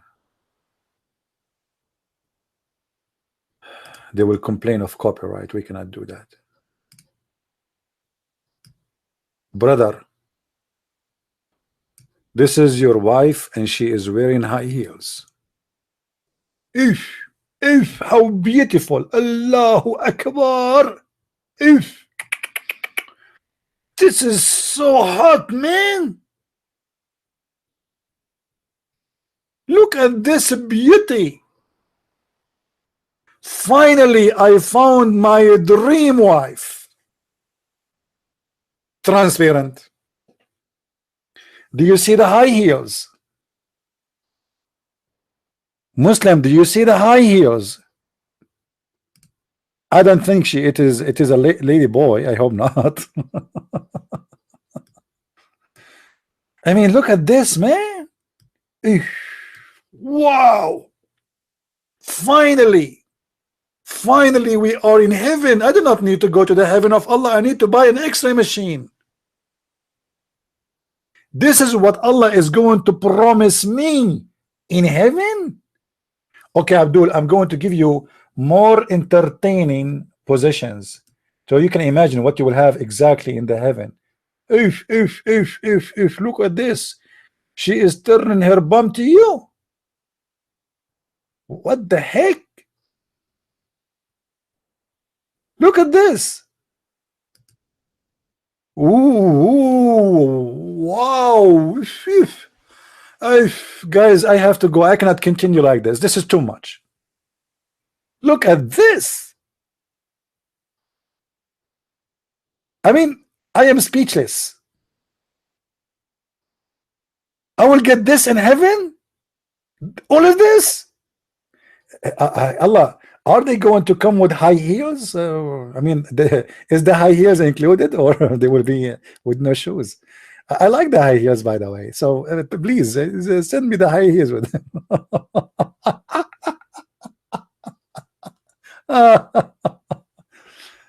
I mean, what a stupid religion, man. This is what you are trying to say to the dumb, ignorant ones in the West, saying to them, Islam is amazing. The Prophet of Allah is amazing stuff. Allah is amazing God. Quran have science. Quran, you have a dumb. Quran have a science. Who is the Muslim want to call me and show me the science of the Quran so we can laugh and die laughing? Transparent women. You will see the marrows of their bones. And that what make her beautiful?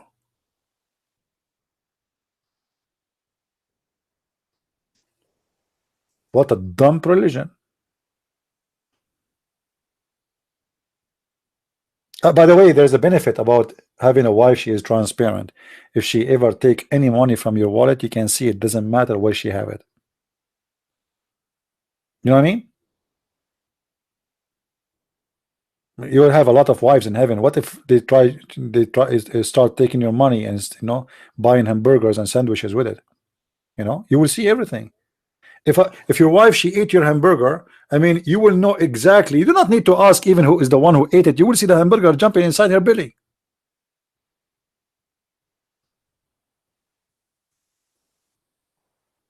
I cannot keep this picture there because it's full of temptation. Sorry, forgive me, guys. We have to switch for something more beautiful. Oh, look at this. Oh boy. I mean, who is the idiot who made those pictures? I have no idea. What the heck? I just saw one. I'm shy to show it to you in the screen. They have an X-ray of 2 jellyfish having sex. Oh boy, that's it. We cannot continue. Look, if your wife is next to you and she have her foot next to your head and you are looking at her foot, oof, so beautiful. I mean, that is heaven. That is heaven itself. Who can resist such a beauty?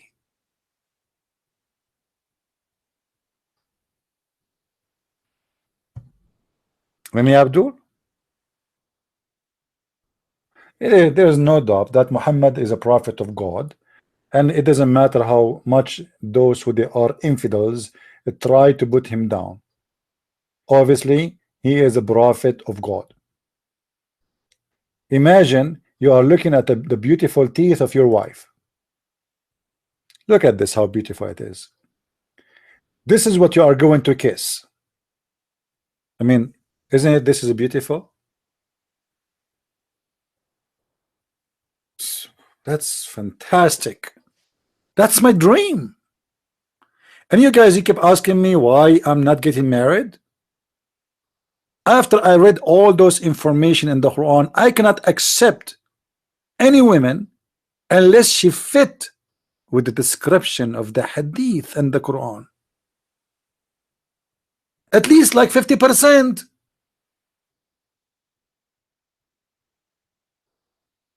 So don't blame me, please. So if there is any lady, she is listening now or after 20 years or 50 years to this video, or even after I die, if you are qualified to be transparent, then you are qualified to apply to be my wife. And there is other qualification. Sorry, you have to have a mustache because Allah, he forbid you from taking hair from your face. I mean, this God, he want to make me marry a woman or a man? A woman, she is not allowed to take hair from her face, and she grow a beard. Any Abdul?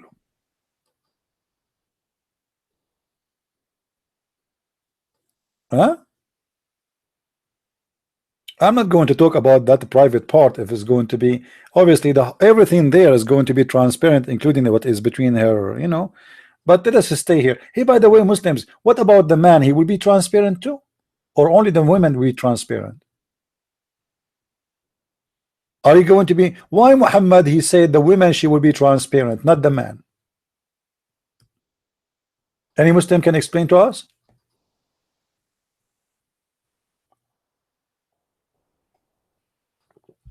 So like a Muslim woman, when she is having sex with her husband, is she going to see what is inside the man too? Or only you see? It's just a question. I mean, why the women only have you can see through the marrow of their bones? Why Muhammad did not say, and their men, they will be able to see through their marrows?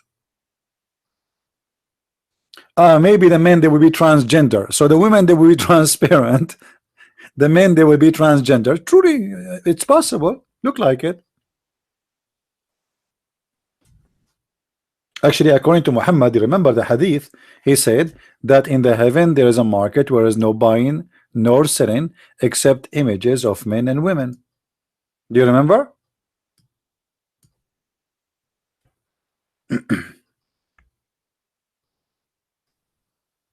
In the heaven, uh, let me find you the hadith. In the heaven there is a market, a bazaar, a mall, whatever you call it, supermarket, and there is no buying, neither selling except images of men and women, which mean in the heaven of Islam, Muslim men, they will be a bisexual. Jami At Tirmidhi, chapter of description of paradise, Ali narrated that the messenger of Allah said, okay, what he said, there is a market which there is no buying nor selling except images of men and women. So whenever a man desire an image, he enter it. You see, Muhammad, he created this fancy fantasy porn movies long time ago. In his heaven, there's no buying nor selling except for one product. Only one product, which means there is buying and there is selling, but only for one thing. This selling and buying is not for like condoms, shish kebab, hummus. No, only for images of men and women.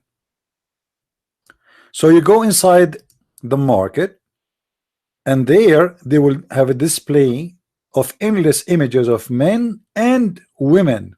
Read with me, men and women.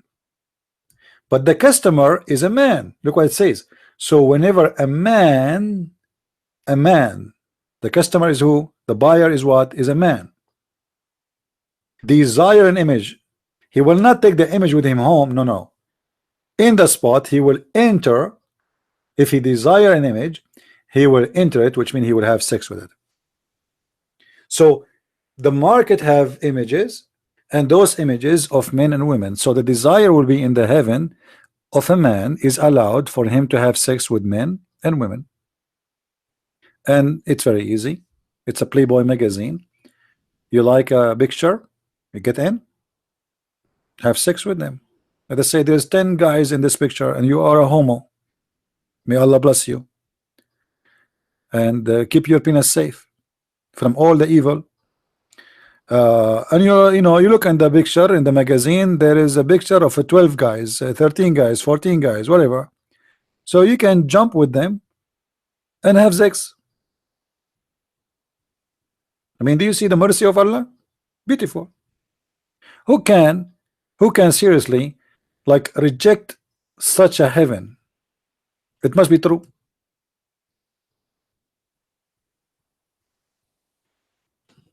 But by the way, Muslims, it says buying and selling. So what is the price for this? Is it expensive? Is it really expensive? Can we afford it in heaven? Because he's saying there's buying and selling. So what the money will be? What we will use? We will use like a credit card?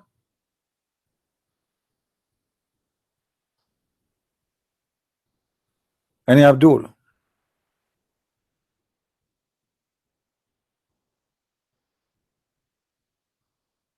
No, the hadith is not a proving Muhammad is a liberal. It's a proving Muhammad that he is a perverted, stupid in the same time. He have a perverted mind, speaking to perverted mind people. They have a mental issue, all of them. And he himself is stupid like them. Because, you know, even if you are stupid, I mean, those, like, you know, what the point of a promising a woman that she is transparent? I mean, this is really stupid. What transparent? Why in the world anyone want to have sex with a transparent woman?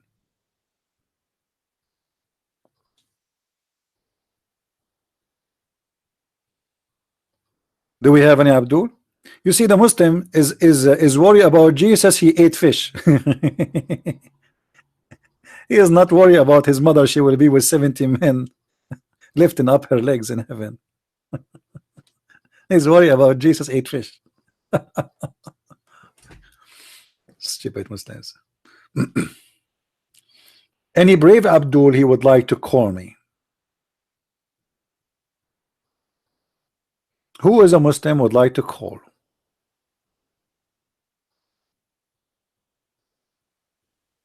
Anyone?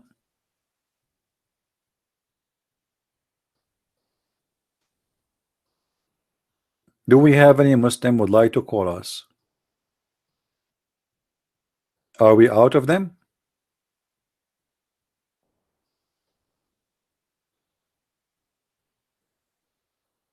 If you are new, don't forget to subscribe. We have at least 3 broadcasts in 3 days a week, but actually usually I do more. You can check my YouTube and you will see almost every day or two we have a podcast, but we have a fixed date, which is Sunday 4:30 p.m. New York time, and Wednesday and Friday all in the same time, 4:30 p.m. New York time, but we do broadcast between in the same time. So subscribe, and if you are a Muslim, I encourage you to ask your scholar. I understand that you are scared to call. Maybe your knowledge is not good. Maybe you don't have answers. So what about you talk to the ones who think or they claim that they do have answers, and let them call me. I encourage you Muslims to do so. And you sit and watch. And let us see how your scholars they can do, or your sheikh, the one is teaching you in the mosque. Either your sheikh is going to show everybody that this guy is not telling the truth, or he's wrong, or whatever, or your scholar will be in a trouble, and he will show that his prophet is a shish kebab. Anyone? Nobody. So I want to say, guys, thank you for being here. We have enough for today. I might be here tomorrow, I'm not sure, and I would like all of you to invite your friends to subscribe to our channel. If every one of you brought 5 people a week, we can have a huge group of people subscribing so fast, and we grow so fast as usual. So please invite your friends, tell them about what we do. As you see here, we share the truth as it is. We are not politically correct. We don't say things for just to make someone happy. We say it as it is, and we don't say sir and you are right if you are not sir and you are not right. We say things for a reason. So whatever we say here, it is how it should be. We don't believe in hypocrisy, and we don't believe that we should say something we don't believe in. So invite your friends. They have a questions, they can call me, especially if you have Muslims. Encourage them to come and debate me, and show them that their religion is not capable of giving answers. Actually, it is a confusion religion. Show them that what they've been taught about Islam, it is absolutely false, and you can witness to that right here in this channel. Let them call me, challenge them to debate. Let them call them, let them bring the best of them, and let us see what they can do. All right. So I want to say thank you for being here, guys. We have enough for today. It's time to go back for me to work on my book. I want to say God bless, and may the Lord keep you all in good health and wealth. And I pray that the Muslims who get always offended with my words to be offended more, so they can read and think carefully about why their religion is so offending. It's not me who is offending you. It is the stupidity of your prophet. I'm just showing you how dumb, how stupid your religion is. So you get offended for a reason, and that reason is you have a stupid religion. All what I did, I just put the stupidity of your cult on the display, and the rest is yours. So thank you very much. May the Lord bless you all. Christ is Lord, Islam is false, and we see you very soon again. Thank you.